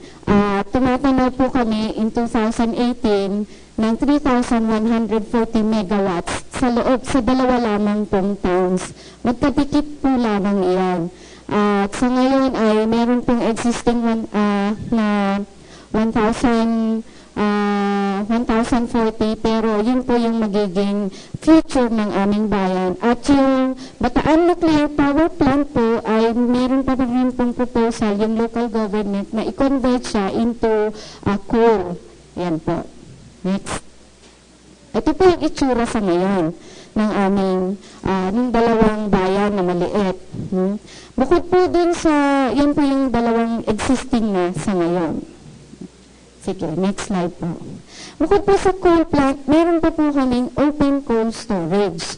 Hindi pa po, there's more, hindi lang po coal. Meron pa po dyan kasamang clinker, silica sand, at saka gypsum. Lahat po ng ito ay mga byproduct. Yung coal na ginagamit, yan po yung bundok, yan po yung coal storage. Dinadala po iyan sa Pampanga at saka sa Bulacan. Next slide po. At ito po yung impact ng sa coal storage. Yan po yung dagat na dati po ay pinagkukuhanan ng mga talaba at tahong at pinagkakakitaan ng aming mga community. At yung mga bahay po ay ninanatiling sarado lagi kasi yung para iwasan na lang po yung alikabok. At ito po yung paako dahil after 5 minutes nagwawalis at ganyan pa rin po yung alikabok. Next slide. At ayan po yung next slide. Ito po yung health impact na nakita po namin. At hindi po kami mga doktor, pero ito po ay mula po sa 24 hours na buhay ng mga komunidad na na-observe nila sa araw-araw. Noong 2014 po, ito po yung sinasabi. Ngayon pong incidence ng upper respiratory tract infection, siguro po nababasa niyo, pwede naman po kaming magbigay sa inyo ng report. In fact, meron po isang 3 insidente sa Limay noong 2014 na halos araw lang ang pagitan na namatay ang 3 bata. Isa pong 14 years old, isang 10, at isang 1-year-old. Na yung 1-year-old, ang kwento po ng nanay niya ay nagsasabi yung 1-year-old ng baho. At sa ika-11 o'clock ng gabi, namatay na po yung bata. So, ito rin po sa Maribeles, ayan po yung itsura. Meron pong insidente ng TB, asthma, no? At may isa pong malapit doon sa coal plant. Mula po sa 6 na kaso ng TB noong 2013, ay naging 27 po noong 2014, yung kaso ng TB. At marami pong kaso ng skin rashes at itching. At syempre, yung pagkasakit sa ulo at paghirap huminga. Sige po, next slide. Ito naman po yung makikita niyo po sa picture, yung mga bahay ay halos parallel na sa smokestack. Ito po yung marami din kwento na nung nagkaroon last September or December na parang nagsabi sila may fog phenomenon. Pero hindi po talaga fog kasi parang nakalambunan ng kadiliman yung buong community. Tapos pagkatapos nun, ayan na, dumami na po yung may sakit. At nag-survey kami, out of 200 children na nakausap namin, 115 din po ay inaatake ng asthma. Ito, next po. At ito po yung mga klase naman, hindi lang sa tao, pati po yung mga hayop na may mga na-document namin ng mga community. Ito po yung sinasabi, 10 mga baka ang halos magkakasabay na namatay sa period lamang ng October to December. At mga 20 farm goats yung meron pong mga sugat sa mga bibig. So hindi na po maintindihan kung ano po yung nangyayari sa kanila. Kahit po yung mga panabong na manok ay sinisipon. Sige po. Yun po yung baho na natatakpan ng abo. Next. At ito naman po yung nakuha naming datos doon sa, kasi hindi po naman makatigil yung community, nagre-reklamo po. Kaya ito po yung nagtutulak bakit yung barangay sumulat sa GN Power Mariveles at saka sa munisipyo na ano itong nararamdaman namin? Ang dami-dami na pong may sakit. At ito po yung resulta na dinocument po ng Provincial Health Office. Ayan po yung mga numbers. Kaya po, pre-operation phase, ito po yung may sakit sa respiratory at ng operation phase. Pero ito pa lang po yung nakukuhang datos. Wala pa po kasing updated data ng 2014 at 2015 na inilalabas ang health office. Ito po. Kaya dalawa po iyon, yung respiratory infection at saka po skin allergies. Meron po bagong insidente, yung chikungunya, bago po iyon sa community. Kahit po ako nagkaroon ng chikungunya. Next. At yan po, yung sinasabi nila sa report nila na ang leading causes of morbidity o ito po yung rason ng mga tao ba't nagpupunta sa health center. Doon sa barangay Sisiman kung saan ay nasa ibaba lamang ng coal plant. Yan po. No? Ganon din po yung sinasabi. Kung makikita po natin sa data, hindi po bumababa ang kaso ng mga upper respiratory infections. In fact, si Tatay Ben, ayan po si Tatay Ben, yan po nakuha namin. COPD na yung case niya, at saka pneumonia. At yung isa pong apo ni Ate Daisy ay yung sa medical certificate, ang sabi ng doktor, parang community-acquired pneumonia. Meron po bang gano'n? Na hindi namin alam. Sige po, next po. Ito po yung klase ng mga skin rashes o skin allergies, yung nasa leeg po, nasa picture. At nagsisimula po yan sa mga butlig-butlig na makakate. At yan po yung klase ng alikabok na araw-araw, mini-minuto, minawalis. At yung sa kabilang picture, yun po yung coal stockpile. Magkakaroon po kami ng bagong coal stockpile. Kinoconstruct po lang po sa bayan din ng Maribeles. At December po mag-ooperate. Next. At ito po yung nilabas sa kabilang bayan, sa Limay. Makikita niyo po yung malaking number ng upper respiratory tract infection. 7,382 po. So, next slide. Ayan po, yung sinasabi sa leading cause ng morbidity, nakuha po namin ito sa ginawang environmental impact assessment ng San Miguel Consolidated Power na next year, 2016, ay magsisimula ng mag-operate. 600 megawatts po ito at by 2018, mag-e-expand ng 1,200. So, yun po. At ito po yung sinasabi nila. Kahit po dun sa EIA nila, sinasabi nila na cause for alarm yung 9,448 incidents ng respiratory infection. Next. Ito po yung sa barangay lamang na kung saan doon nakatayo yung Consolidated Power, San Miguel Coal Plant at saka yung Petron, 140 megawatts. Ayan po yung nakuha naming data ng comparative data na ang populasyon po dyan ay 18,000. Ang sinasabi po ng mga barangay health workers, ito lamang daw po yung kaya nilang i-document yung mga nagpupunta sa health center. Pero mas marami daw po kasi yung hindi naman nagpupunta sa health center at dumediretso sa mga private clinics o kaya doon po sa sentro, sa Kapitolyo o doon sa mga hospitals doon. Next po. So, ito na po yung mga ginagawa namin. Ayun nga, kasama namin yung mga community, itinayo po namin yung coal-free Bataan movement dahil napakaliit po ng aming probinsya pero napakadami po naming environmental challenges. At nagpapasalamat po kami sa inyo ngayon kasi binigyan niyo po kami ng pagkakataon na ma-share namin sa inyo yung naaobserbahan at buhay namin sa araw-araw. At sana nga po ay meron po kaming dala-dalang petition dahil hanggang sa ngayon po ay wala pong resulta yung mga sulat at pangungulit namin sa aming lokal na gobyerno. Kaya po siguro maganda rin pagkakataon na ibigay namin sa inyo yung aming problema kasi wala pong nagbago sa aming sitwasyon. So, yun lang po at maraming salamat sa inyong lahat.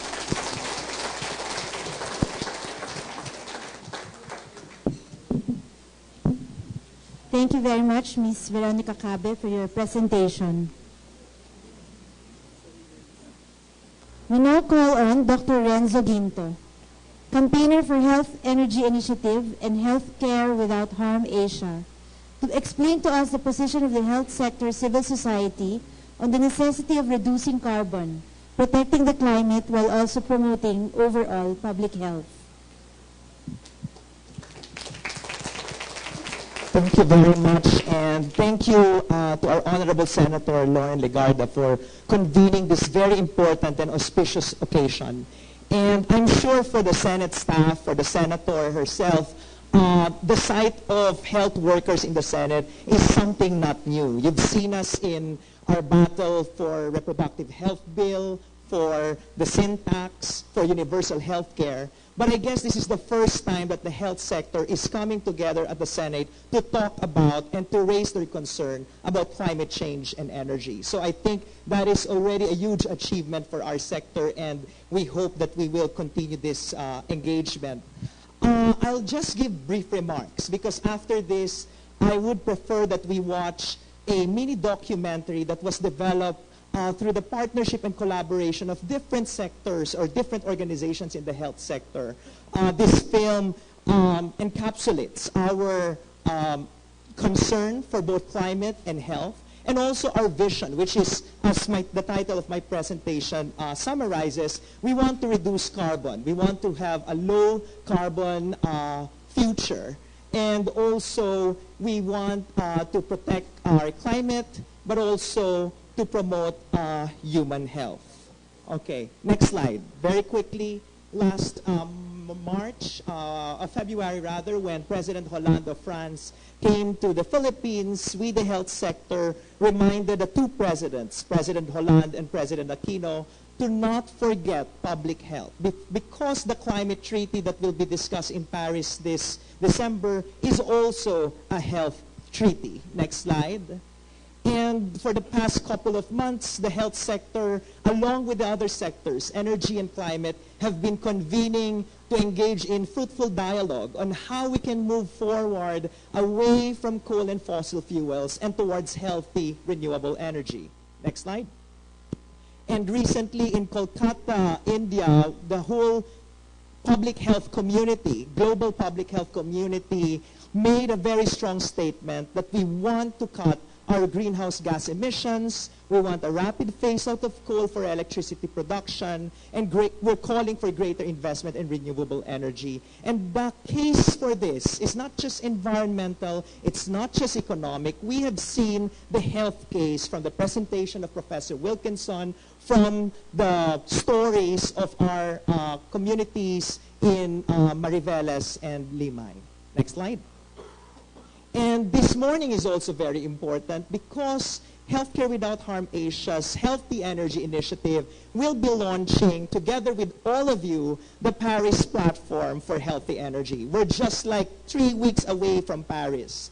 And we need the health sector to be speaking out loud. We want healthy energy. There could be no healthy climate without healthy energy. And so all of you have copies of the Paris Platform, and later we will circulate sign-up sheets, and later we will also do a ceremonial, photo op to really show to the world that the Philippines, while we are contributing negligibly to greenhouse gas emissions, we are making huge commitments to mitigation and not just adaptation. Next slide. And today also, Yusek Belisario, we will be presenting a letter addressed to Secretary Garin, and we have these very simple messages. We hope that the DOH will make a strong call for the phase out of coal and the shift to renewable energy. We're not saying it's an overnight shifting, but rather we need to have an exit plan. And Professor Wilkinson has shown to us the UK's exit plan. We should also have an exit plan. We will also engage with other agencies. We hope that the DOH will engage with the Climate Change Commission and other agencies in the spirit of the health in all policies approach. We want to generate local evidence on the health impacts of coal as well as the health benefits of renewable energy. And we had seen the stories from Mariveles. We need to conduct rigorous studies to make sure that we have the best and the most sound evidence to inform our policy and action. And finally, we want that health impact assessments be institutionalized alongside environmental impact assessments. Thailand is requiring HIAs for energy and other development projects. And then finally, next slide, it's time to rebrand climate change as a public health issue. It's not just about polar bears being dehydrated or ice caps melting. Next slide. And I think the basic question for us, the health sector, is what good does it do to treat people's illnesses only to send them back to the conditions that made them sick, to the conditions that emit greenhouse gases and noxious heavy metals that lead to respiratory diseases, and lead them back to the cities and rural areas that are highly vulnerable to the impacts of climate change. And then, we don't want to be this kind of doctor who is giving the cough syrup to someone who is complaining of cough, but ignoring the more upstream drivers of health, including climate change and energy. And then finally, we hope that we will proceed to this cheap solution. It's cheap in the long run. We want climate, health, and equity in all policies. So with that, that's the stand or the voice of the civil society. Can we play? Okay, so we will play the documentary later, which will also be shown in Paris in a film festival this December. So thank you very much, and have a good day. Thank you, Dr. Renzo Ginto, our last speaker. We now open the floor for questions. We have microphones in front, please. I will take over now as a moderator. This is converted into a Senate hearing. Yes. I would like also Pete of the NREB to speak. I would like Director Marasigan to also speak. And kayo po, Israel. Pids. Can you? Okay, kayo po muna. Kayo nag-raise ng hand. And then we go to Pete Maniego of NREB. Then we go to Director Marasigan. Because sabi nga ni Kong Acosta, ay maganda yung pinagawa po natin na kinonect natin yung climate change, energy, at saka health. At gagawin na nila sa house yan. At kung gusto nyo i-roll out yan sa iba't ibang mga komunidad, tama. Para maintindihan ng mga tao, hindi lang abstract concept na climate change. Bakit hinihika? Bakit nakatakip ang mga ganyan? Bakit? Dahil sa ating enerhiya at dahil sa pagbabago ng klima. Kaya nandito ang head ng Renewable Energy Management Bureau na dapat palakihin pa natin dahil lalaki pa dapat ang RE component sa ating bansa. Kaya sinusuportahan ko ang RMB ng DOE. Ang NREB naman yan, ang napakagaling na espesyalista si Mr. Maniego na magtatanong din mamaya. O siguro mag-share o mga reaction nila. O Mr. Israel, punta po kayo sa mikropono. Thank you, Senator Ligarda. Apelido po, at saka sa PIDS po, no? Philippine Institute of Development. KDS. Opo. Firstly, I'd like to commend the speakers for the very insightful presentations. My question will be for our visitor, Dr. Wilkinson. I would just like to get your opinion on two things. The first one is the old belief that the total production of energy using coal in the Philippines is really insignificant compared to the use of coal all over the world. And that even if we are going to eliminate coal tomorrow, it's not going to reduce any of the temperature rise. So in that case then, why don't we just really de-emphasize that particular point, because the war on temperature is really in China and in the bigger countries which use a lot of coal. So I would just like to know your opinion. The second one is on compensation. As I have seen in the presentations today, there's very little discussion on compensation. And we know that in Limay, people have been hurt by the use of coal. And we know, of course, that the entire world has suffered because China has been using a lot of coal, and there are other countries as well. So why don't we promote the idea of compensation also? Compensation coming from the coal producers in Limay, so the people there who are hurt, some of them are here, could be taken care of, and compensation for the entire Filipino nation, which has been suffering from all the climate change caused by other countries. Thank you.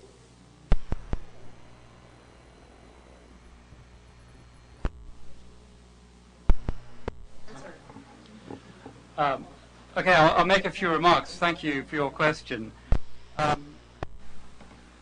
Why coal and why coal in the Philippines? I don't want to be seen trying to construct policy for any government, Philippines or anywhere else. All I will make is a very general comment, which is, from my perspective, the choice is very simple, that in order for us, even approximately, to meet the challenges of climate change, we have to do everything we can in every avenue to the maximum we can at as fast a pace as we can. It's not usually a question, I mean, we've heard some discussion about how we make choices about cost, benefit, and so on. To me, that's almost in irrelevance to the question. We have to do everything. And coal has been, I think, rightly put as one of the first priorities for attack, because we know that it is a very heavy contributor to climate change. It is also a heavy contributor to ill health. Of course, there are some places where there is a lot more coal use, and that in global terms and in regional terms contributes a bigger burden of the problem. But it's very easy to sort of say, well, it's somebody else is the major contributor. We all have to play a part, big or small. And we cannot, and it's why I don't believe actually that it's all going to rest on international agreements. We'll make progress when every individual government decides for itself that it does not need to wait for whatever else everybody else will accede to. It can make progress itself and implementing its own policies. And then we'll have real credible action towards the targets. But we have to do everything we can, the maximum we can, and therefore we should take action and not try to find excuses that the problem lies elsewhere. With regard to the issue of compensation, I don't know where we're heading, but I know that the terrain changes all the time, and it's clear to me already that in places like China that have gone through early phases of very rapid economic development, there is now increasing pressure for there to be improved environmental standards. I can see a situation in not many years where there will be litigation. People will take out litigation to try to gain compensation for the exposures that they have been subjected to in the past because of poor environmental policies. It is not acceptable, it's not sufficient defense, I think, to say we did not understand. We do understand. We know what it does. And we know the impact on climate change, we know the impacts on health, and there are already, I know various legal firms are trying to develop some of the narratives about how cases may be fought and won in order to hold administration to account and to gain compensation. So it would not surprise me if it did actually come at some stage. Maybe it hasn't yet, but it may not be very far off in the future. So in both regards, therefore, I think coal we all need to do our part, and compensation, well, I think that may well arise, and it's just a symptom of the fact that all populations become less tolerant of problems which we know and have been able to quantify already, and therefore it will not be a sufficient defense in the future to say we did not understand. We do understand, and therefore compensation may well become a reality. Thank you. Pete, please. You can actually either make a comment on the presentations or ask any one question or just give your intervention because you're an expert more than all of us here. Yeah. Magandang umaga po sa inyong lahat. Ako po si Pedro Maniego or Pete Maniego, Chairman ng National Renewable Energy Board. Ang tanong ko po ay tungkol sa optimum power mix. Binanggit ni Secretary Monsada na ang policy nila is 30% renewables, 30% natural gas, 30% coal, and 10% others. Well, what do we mean by optimum power mix? We must consider that there are what we call base load, mid-merit, and peaking power plants. For base load, what is the base load requirement of the Philippines? It is 8,000, is it 10,000 megawatts, 12,000? We have to establish that. Because definitely the 23 power plants that we have on stream, together with the current plants that we have, could be already more than the base load requirements of the Philippines. As mentioned also by Executive Director Juan, when you already have power plants, you are locked in for 40 years or more because these are the lifespan of these power plants. And you have to operate them continuously, 24/7. Otherwise, they will not be efficient. So what do you do with the excess power if you already exceed the base load? Because once you generate power, it has to be exported to the grid. If it is too much, then it is wasted. So who will pay for that? And also the problem, our policy as far as renewable energy is concerned is to have increased and accelerate the development and utilization. And as mentioned by our good senator, we have more than enough supply. But so the more power plants from coal we have, the more difficult will it be to integrate, because you have to operate these power plants, coal plants, CFPPs continuously, whereas solar and wind, for example, are variable. So since they are variable, they must be partnered with the mid-merit or peaking plants, which could be easily put on and off. Unlike coal plants, when you operate them, if you turn them off, it will take at least a day or probably even several days to operate them again, and that's very expensive. So that would be a problem, the integration of BRE. And that is the problem that was faced by Germany, for example, when they have these coal plants and nuclear plants, the integration of their renewable energy. So what do we do when we have this excess baseload plants? And how do we integrate the renewable energy power plants that are going to come in? So those are my concern, and this must be addressed by DOE, the ENR, and all of the other departments concerned with energy as well as health and environment. The other problem was also mentioned is transportation. So, and related also to coal. In transportation, we have the biofuels law, which is limited to liquid fuels. For coal plants, we must also address the need to have co-firing. That was also mentioned by Secretary Monsade earlier, co-firing. For co-firing, we don't have a solid fuel, so because the biofuels law is limited to biofuel. So for co-firing, we must have something similar, in which we will mandate that these coal plants should utilize biomass. And that will also increase the livelihood and reforestation of our country, which I think are also initiatives of the good senator, reforestation and greening the environment. So if we have biomass farms, energy farms out of tree and energy grass, that will help the livelihood in our rural areas. So this must be integrated, and I think DNR will have a big role on that. So we should include that in our long-term plans and even medium. It was also mentioned that we are reviewing the National Renewable Energy Program, which is one of our mandate under the law. This must be integrated with the Philippine Energy Program, and the Philippine Energy Program must also be integrated with the medium-term development plan and long-term development plan of the Philippines. So we should take a look at that. The coal now is quite low, but we are not assured that it will be low in the long term. Since it's a depletable resource, the tendency is for it to increase in the long term. And one of our objective is to, under the law, is to develop indigenous and energy self-reliance. If we have these coal plants, I don't think we can support them from internally generated coal, which are mostly lignite and low grade.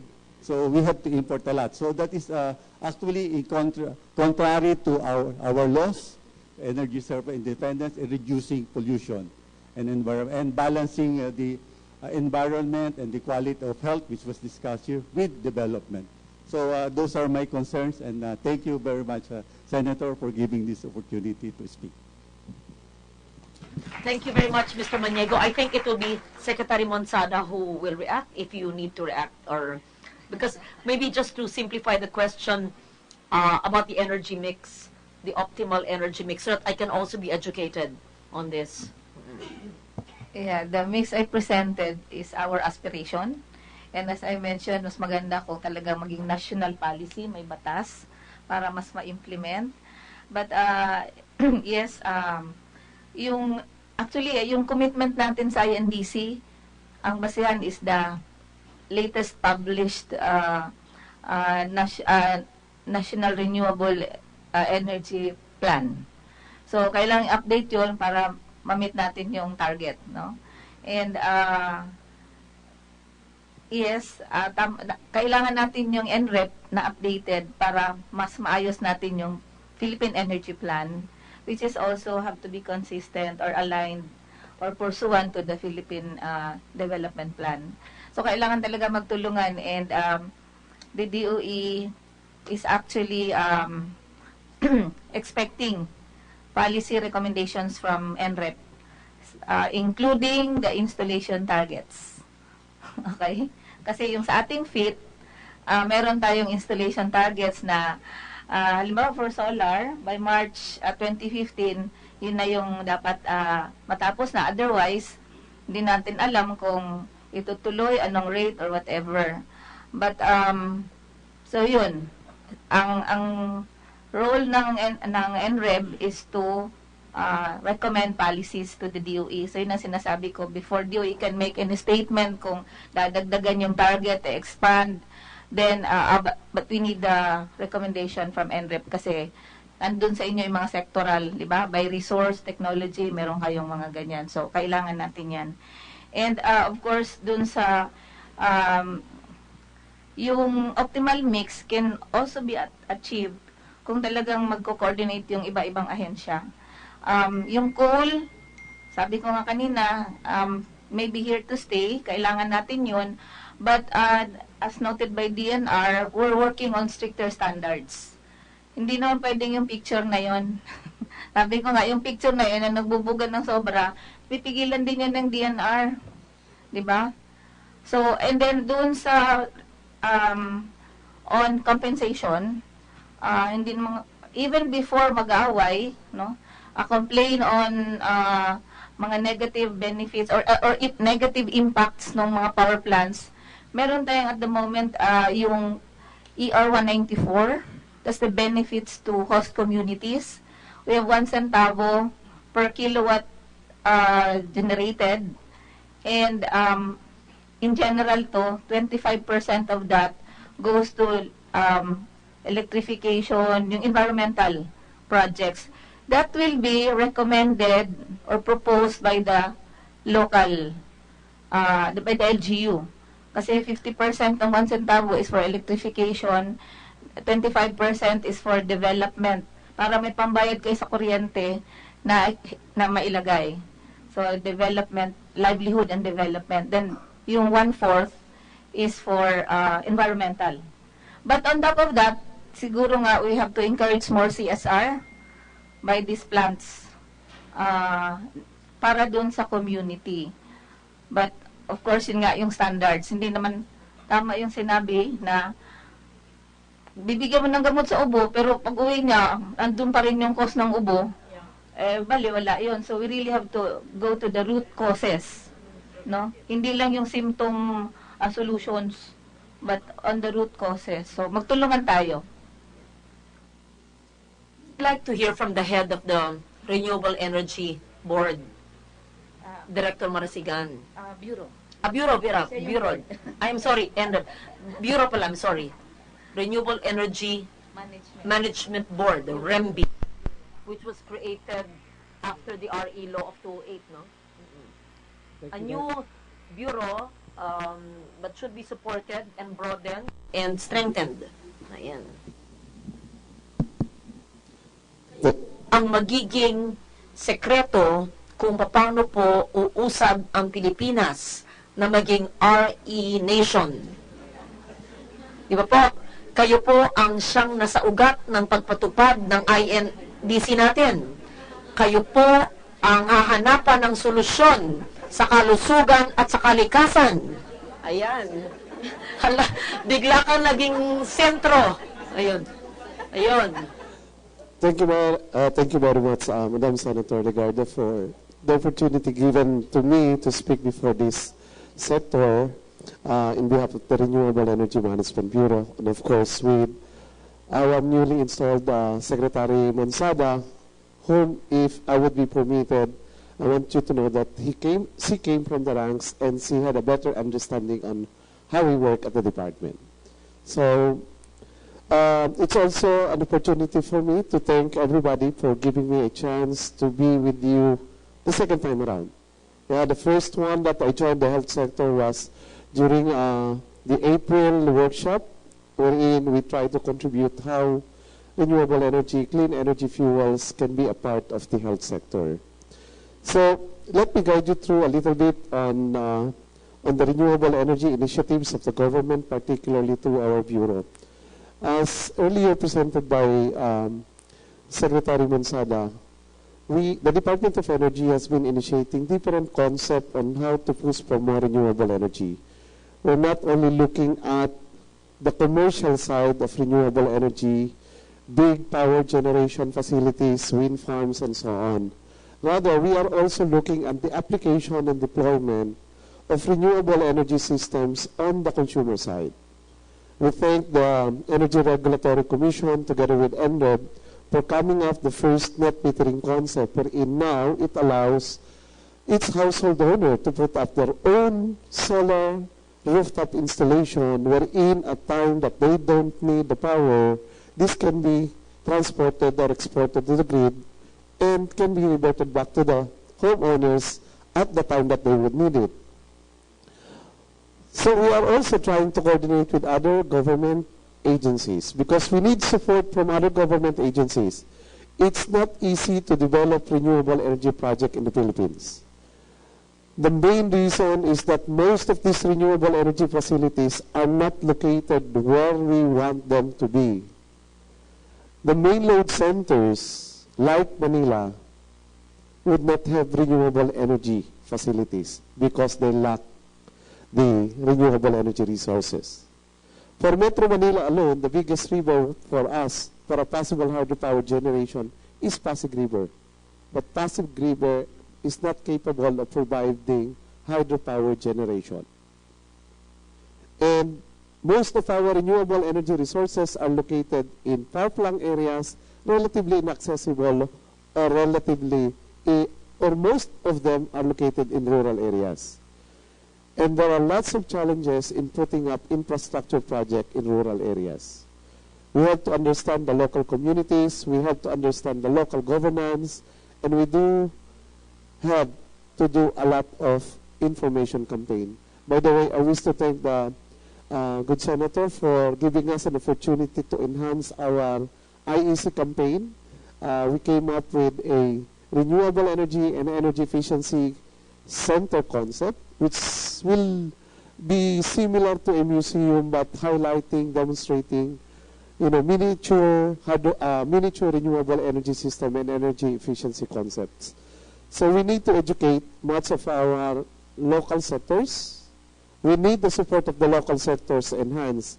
As earlier mentioned by Secretary Monsada, there are challenges, and we would want that energy projects be treated as projects of national importance, such that the permitting requirement will be greatly lessened. You can imagine there have been reports that for a 5 megawatt solar project, they would need at least 160 signatures. And then how can that be possible? The assessment that we have had together with our partners in international communities like the GIZ, the administrative cost of putting up a renewable system is taking a big part of the pre-development activities for renewable energy systems. And if we could only lessen that, then that would also lessen the cost and lessen the price, lessen the cost of putting up renewable energy facilities, and at the same time, lessen the price of end-use consumers. Yes, ma'am. So we need your support. Also, there is what Secretary Monsada earlier mentioned on localizing energy plan. And this is geared towards identifying what would be the local profiles in terms of energy consumption. If we would have a better understanding and a better forecasting method for the energy and electricity requirement of a particular area, let's say on a regional basis, then we would have better understanding where renewable facilities are capable of deploying more generation. For example, urban areas like Metro Manila, it may not have good opportunities for major renewable energy systems. But since Metro Manila is a daytime user, then rooftop installation can be a good contribution for the daytime energy needs of Metro Manila. Rather than relying on reserves, the mid-merit or the peaking plants, which are at higher price than solar energy, then generation from solar during daytime may be of big help and contribution to actually reduce our requirement for peaking plants. However, in areas where there are seasonal needs, like agricultural areas where there are already pre-identified milling seasons, harvest seasons, we produce lots of agricultural wastes.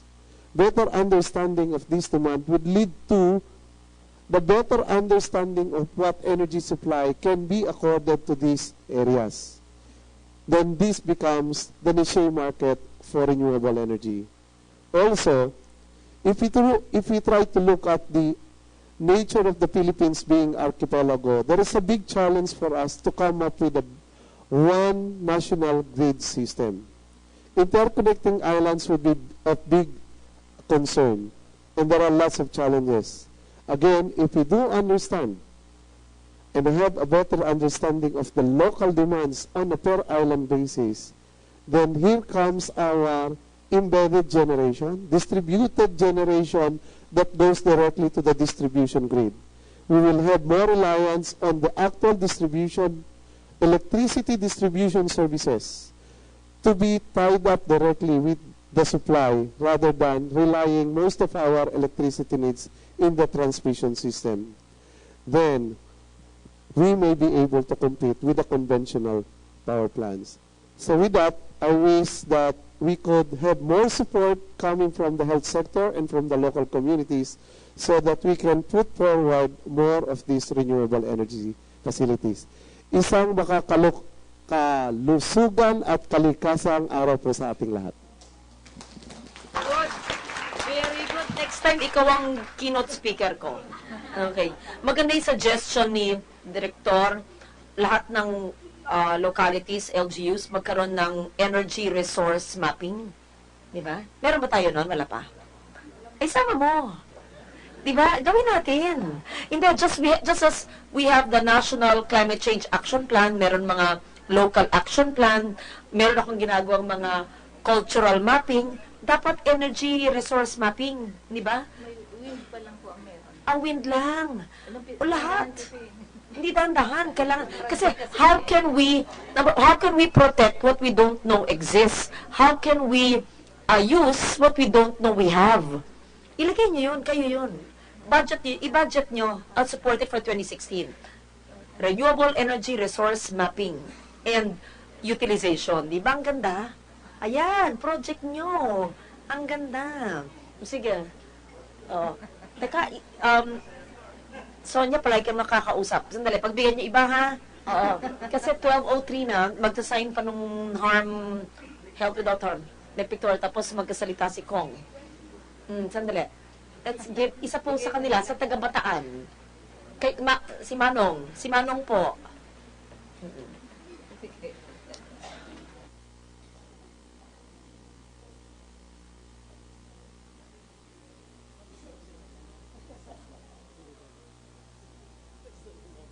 Hello.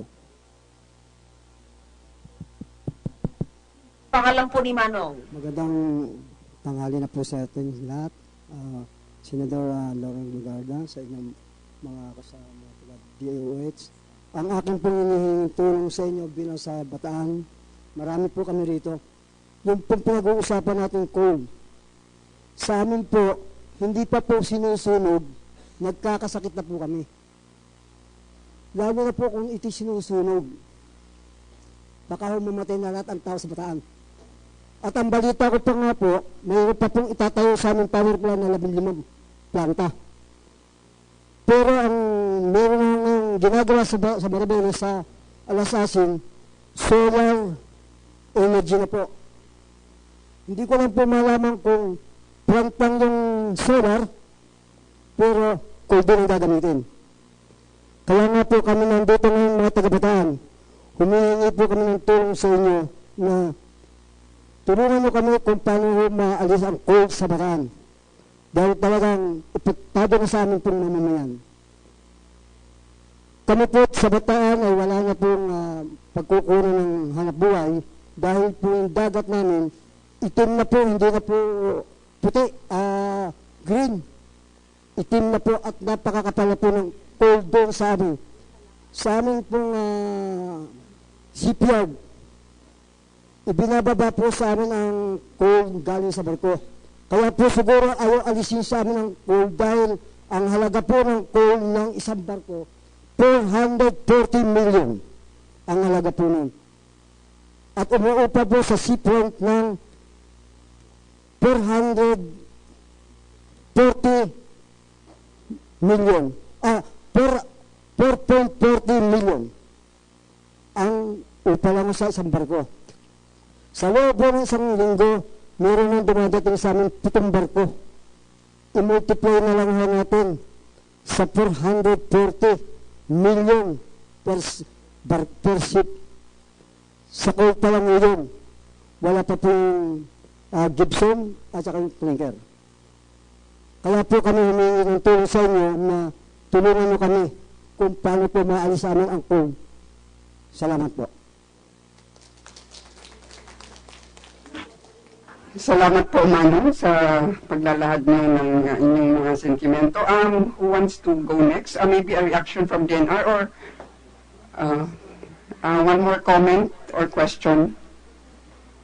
Maybe from the audience. So, who came first?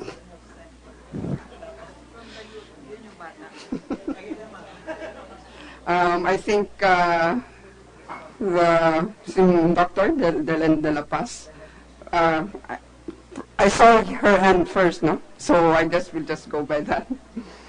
Thank you, ma'am. Thank you very much to the Senate as well as to the House for convening this consultation and sharing of what's happening. It's really something that we are very much concerned about, especially the impact on health. Because as has already been mentioned, a lot of these diseases could have been prevented had we also looked at our situation, both the energy and the climate change, much closer in the context of impact on people's health. Nakakalungkot yung pinakita na experience ng Mariveles at nandito sila para patunayan. Kaya sana meron talaga tayong gawin. At I'm sorry, I forgot to mention, I'm Dr. Delen De La Paz. I'm from the Health Action Information Network. It's an NGO. As well as I'm an associate professor of the UP College of Medicine. And I'm the coordinator of the People's Health Movement for Asia.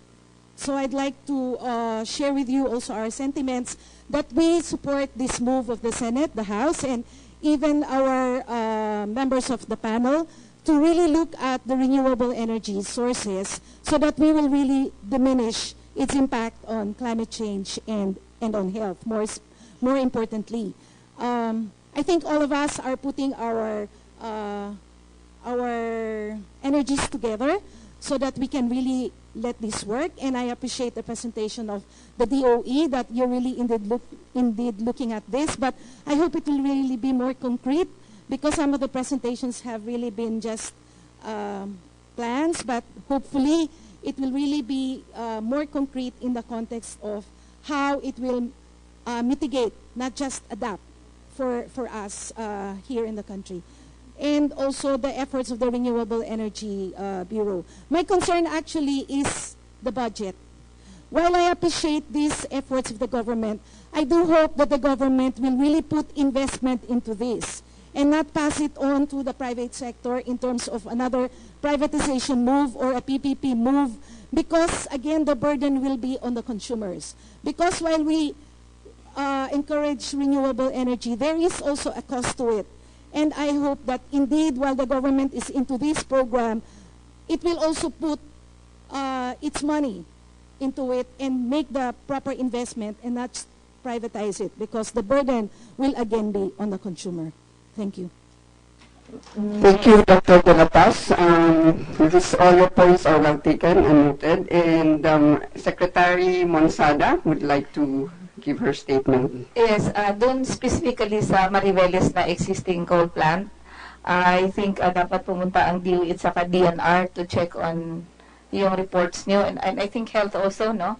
And then, doon sa programa, well, you mentioned also, no? Ang ano kasi natin, pagdating sa electric industry, meron tayong IPIRA. And nabanggit mo nga, sana wag na yung privatization, but that is the law at the moment. Ang problema namin sa DOE, may plano kami, pero hindi naman kami mag-implement because it is the private sector.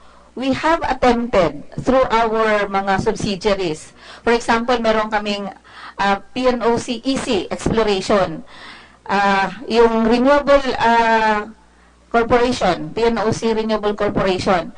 Meron silang mga nakitang areas na napakagandang hydro projects. Pero nasa gitna siya, malayo siya sa community, wala siyang market na direct. Nagpapaalam kami na siya magtayo ng planta. And then, pag nandun na yun, yung demand niya susunod na eh.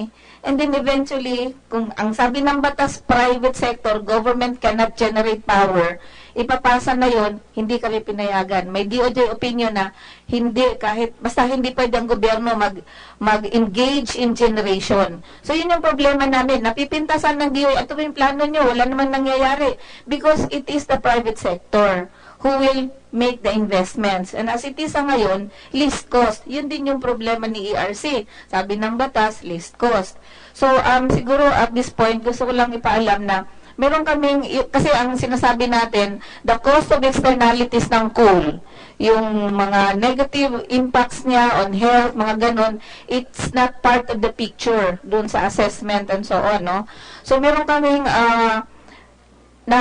may na-present sa aming study na iupuan din namin with ERC and the Senator kasi inantay lang namin na mabuo yung commission kasi 'di ba bago din yung yung at least 2 commissioners and then sa DOE, so upuan namin yun because that study presents yung ano talaga yung total picture considering the externalities ng coal versus other resources. So and then ano yung treatments dun sa base load, yung nabanggit kanina, base load ka, mid-merit, peaking, baka kailangan magka-categorize na nga. And sabi nga ng ERC, they're open, no? So, mapunta yung mga considerations na yan kasi sabi nga kanina, dami-dami na yung coal, base load yan, dapat pa bang dagdagan, no? So, papasok yan sa picture. But I think, isa sa constraints ng government is yung iba balanse, mahal lang ang presyo ng kuryente natin. Other countries, nag-impose sila ng carbon tax. Siguro naman hindi na tayo mag-impose noon kasi ang mahal lang ng kuryente natin, but somehow that consideration on the environment should also come into the picture. No, so yun naman yung thrust namin. Inuna lang namin yung competitive selection process na isa pang regulation din na kailangan na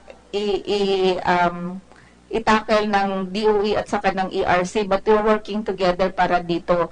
Kung meron mang coal plants, dapat maayos siya. Hindi siya magbubuga ng ganon kasi sabi nga ng DNR, we're setting the standards. More strict standards on the technology and on the fuel itself. No? So, dalawa yun. So, kung kailangan pa natin ng coal, hindi dapat yung malaki yung kanyang negative impact. Kasi, ang problema naman natin, hindi naman natin gusto na wala tayong kuryente. Nagrereklamo din tayo doon, nagrereklamo din tayo kung mahal. So, kami, ang sinisikap namin, balanse, which is very mahirap. Okay, a comment from USEC as well, from DOH. Thank you po. Isang quick reaction lang po doon sa ating mga taga Mariveles, no, Coal-Free Mariveles Movement. Salamat po sa pagbabahagi ng mga nangyayari doon sa ating mga kababayan sa Mariveles. Kailangan po natin ng konting action. No? Ang aming pong minumungkahi sa part ng DOH, mga sumusunod. Hinahanap po dito, Renzo, hinahanap po dito nasaan yung local government eh. Nandito ba local government sa Mariveles? Okay, so we need something from local government, no? DOH needs something from local government referring this issue that needs further assessment. No? We need the health impact assessment to be done. Thank you for raising this as a concern, Ms. Cabe. We will need to do a little more comprehensive report, no? to show the evidence. And then, of course, hindi naman pwedeng naglalabas lang ng ebidensya. Kailangan po natin ng action. Kung kinakailangan po ng tulong ng ibang mga kababayan natin doon in terms of health-related concerns, pwede po nating itapang ating medical assistance program. So in other words, hindi po wala. Kailangan lang po natin ipaabot ang ating hinaing sa tamang opisina. Local government, napakagaling po ng aming regional director sa Region 3. Hindi kayo sasaraduhan ng pintuan ng DOH Region 3. At ang DOH po ay pwede magpadala ka agad ng team doon kasama ng DOH Region 3 para matingnan kung ano ang actual concerns doon nang sa gayon malapatan po ng lunas ang mga pressing issues natin doon sa larangan ng kalusugan. Kung hindi po kayo sinasagot ng local government, no, pwede po kayong i-address diretso sa regional office ng DOH. Kung hindi kayo ina-address ng DOH Region 3, diretso po sa aming opisina central office. No? Kailangan po namin sumagot sa mga katanungan at pangangailangan ninyo. It seems we need another day. Clearly, it's a very important forum, but we can accommodate one more, maybe from the youth sector naman, no, ayang di ba? Kasi lahat yata mga medyo senior na comments, so we'd like to also entertain one from the youth sector student. So yes, good morning. I am Justin Vince de Jos, a first-year nursing student from the University of the Philippines, Manila, and a member of One for Nursing Empowerment and ang NARS Party List. So, it was said earlier that the Philippines has one of the best environmental laws. These laws, such as the Climate Change Act and the Renewable Energy Act, have been created for a specific function, which, when coordinated with other environmental laws, presents to us the vision of a Philippines for the well-being and the quality of life and the environment. And here's my question. Yet after years of various implementations and amendments of these laws, does it seem that, well, from the perspective of the youth, such as I am, why is it that the state of the Philippines in terms of environment is somehow stuck, if not worsening?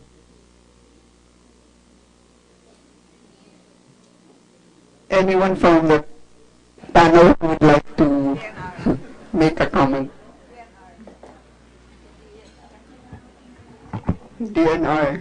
Yes, thank you very much for that, for bringing up the concern. So I'm quite tag dito. Curious about that the statement that you said that it seems that the environment is stuck. If stuck, if it's not worsening. Yes, napaka-general nga eh. Yeah, and anyway, if pwede sana, kung pwedeng i-focus muna natin sa sa issue, yung specific issues na bring up kanina with regards to the yung mga compliance monitoring, in particular yung coal-fired power plants doon sa Bataan. Hindi naman siguro na-stuck yung environmental regulations. In fact, I was looking at the report na binigay na sa atin ni Veronica, na there were also some actions that were undertaken. May mga naibahagi na nila yung complaint sa local government, even sa DNR. There was already a multi-party monitoring team na gumagalaw ayon sa nakasaad sa batas. So, kahit paano, may mga action na nangyayari. Kaso, we really need to have yung pinaka-outcome ba nito? Ano ba ang patutunguhan ng mga monitoring exercises na ginagawa sa field? In fact, kung pwede, mas i-strengthen pa yung monitoring system. As I mentioned kanina, baka may kulang. Kaya, in fact, maganda yung sinabi ni Secretary Monsada na ba't kaya hindi na lang interagency ang pumunta sa site at tingnan at i-validate yung mga reports na natanggap natin, nakasama dito sa report na binigay sa atin ni Veronica. Siguro in that case naman siguro pwede natin sabihin na umuusad naman kahit paano yung monitoring system may ginagawa in terms of pagtingin at pag-validate ng mga compliance, yung results of compliance monitoring system. Thank you. Okay, thank you, Mr. Magalang. I hope our representative from the youth sector is satisfied with our experts' comment. I think we really need to proceed to the next part of the program. Maybe those who have still other questions and comments, if you still have time, maybe after the forum, if some of our panelists will still be around over lunch. And so, I think we need to proceed now to our, isulat nyo na lang din po kung may mga iba pa kayong concerns and comments and questions. And since we are really constrained with time, let us proceed now to the presentation of a video documentary. It's also 10 minutes long, entitled The Big Show.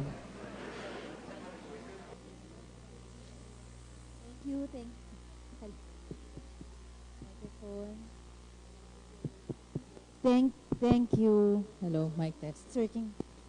Thank you, Congresswoman Acosta. Before the video presentation and before the Philippine launch of the Paris Platform for Healthy Energy, we'd like to call on Congresswoman Leah Pakis for a short message. She's the party list representative from Ang-Nars.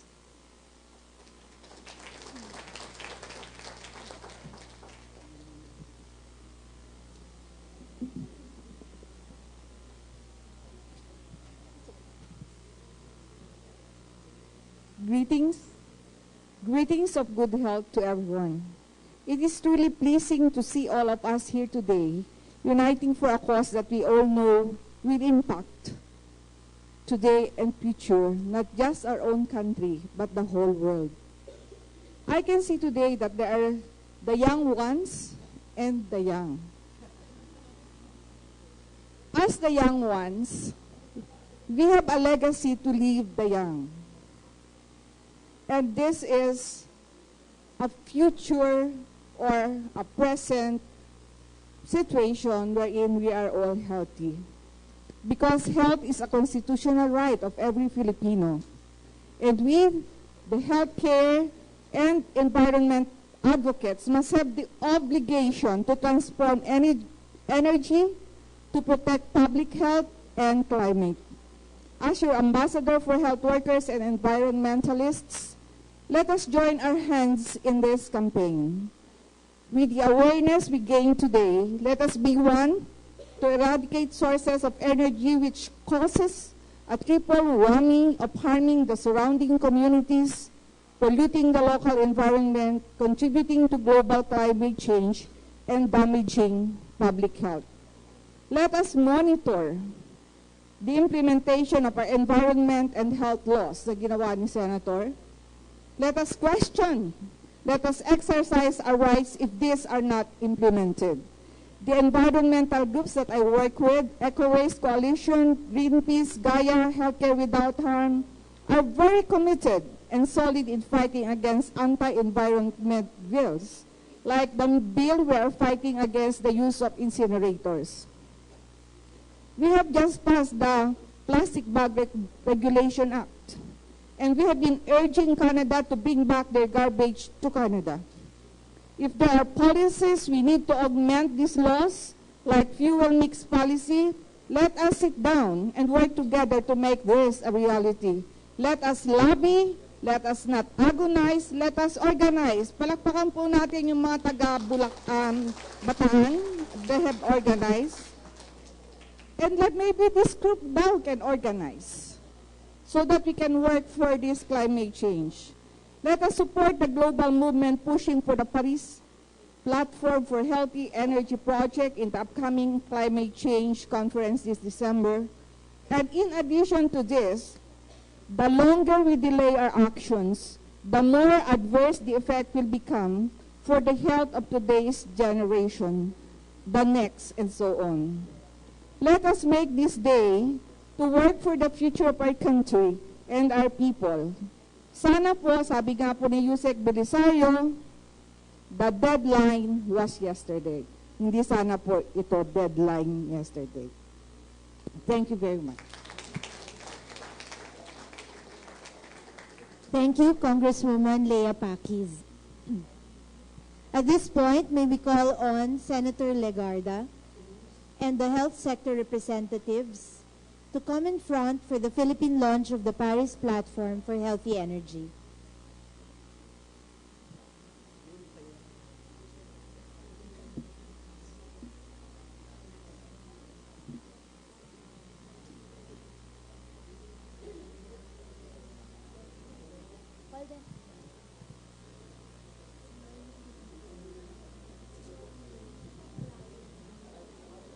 may we call on our representatives from the Philippine Medical Association, Philippine Association of Medical Technologists, the National League of Philippine Government Nurses, the Asian Medical Students Association Philippines, the Young Pharmacist Group Philippines, the one for Nursing Empowerment, and then we have some medical schools also represented here. Professor Lorenzo of the UP College of Public Health, Dr. Delen de la Paz of UP College of Medicine, Dr. Lee Clark, Department of Obstetrics and Gynecology, who is also a climate and health advocate, and also the others whom I cannot mention anymore. Dr. Maya, please join us to have this ceremonial launch of the Paris Platform with Senator Lauren Legarda. And we have the medical students with their stethoscopes as a sign. Okay, maybe we need to the left, move to the left a bit to show the Senate seal.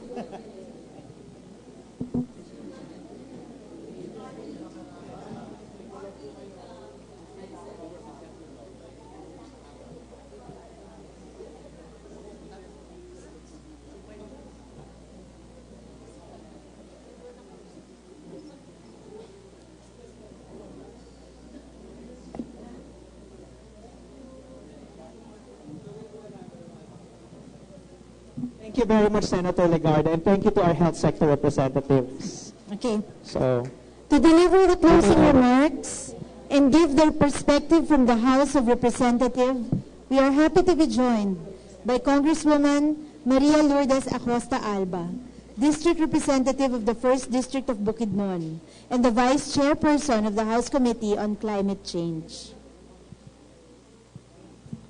Pleasant greetings to everyone.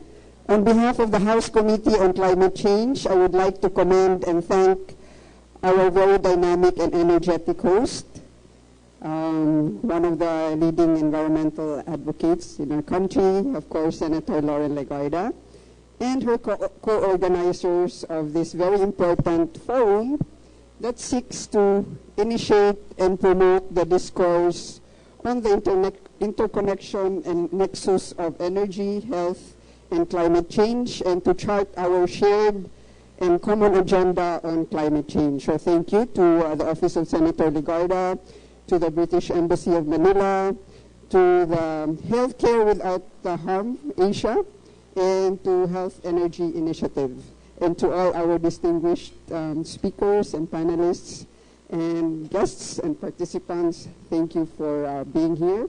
And thank you for this wonderful opportunities. It's really a very good learning session, especially for us legislators. No?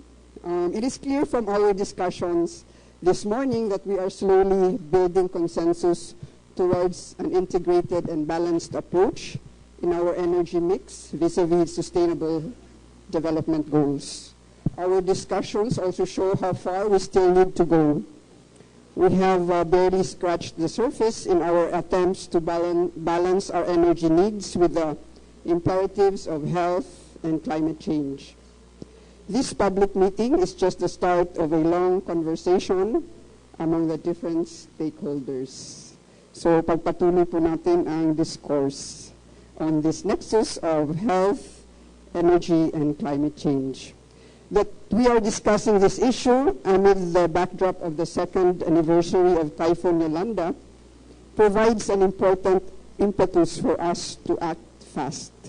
We should tackle climate change at the source, recognizing that energy and use account for 2/3 of the world's greenhouse gas emissions.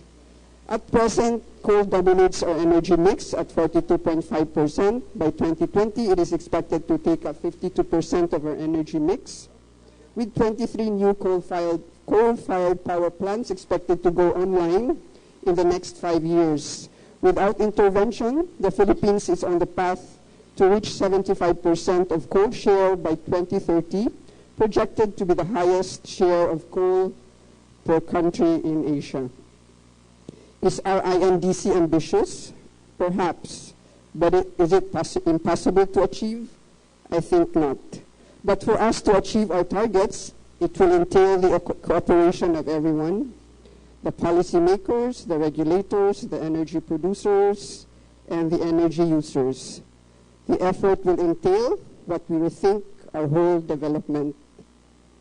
The effort will entail that we rethink our whole development paradigm, from the way we work, from the way we invest, and the way we do things. It is no longer business as usual. The DOE has provided us a list of imperatives that we should consider to achieve our INDC. Truth be told, these points are nothing new. We have already discussed them in the past. It's actually a matter of enforcing them. But for matters that need legislative action, rest assured that we will push for them. If not in this Congress, then in the next 17th Congress.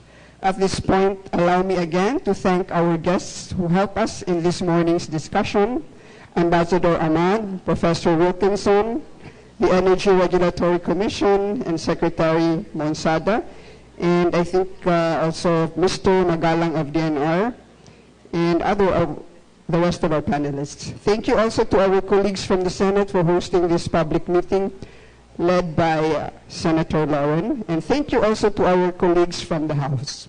Thank you everyone, and a pleasant good day to all.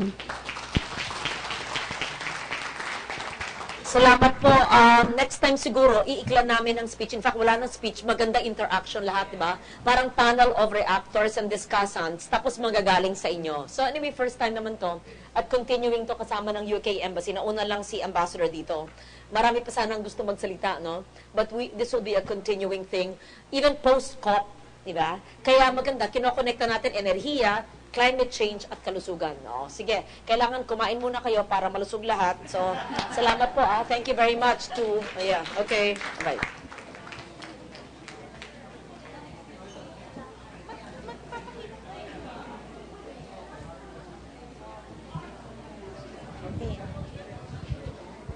For those who can still stay to watch the video, we will play it now.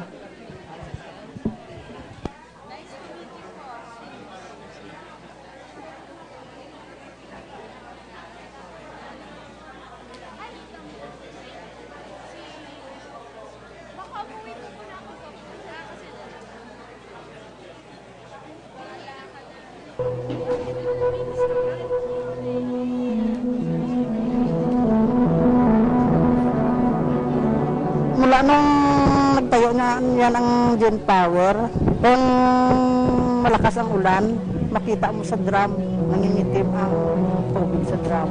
Tapos ang bubong mo, parang may buhangin na itim. Mahapdi yung sa mata ko, mahapdi. Siguro sa hangin. Narinsangan na siya, malagkit siya. Hindi na siya normal na hangin. Karaniwan, pag minaamoy tayo, lalo yung medyo mga tao na naa-allergy, biglang inuubo. Maraming nagsasabi na mas mataas yung naging insidente ng mga upper respiratory diseases. Kasama sa naging impact dito, yung sa environment, yung observable na init, yung humid talaga na malagkit. Tapos yun nga yung sinasabi nilang from time to time ay parang may fog. Pero sa totoo lang, smog yun eh. Many communities in the Philippines are hosting coal-fired power plants. We can still have diesel baking at the center, so those groups that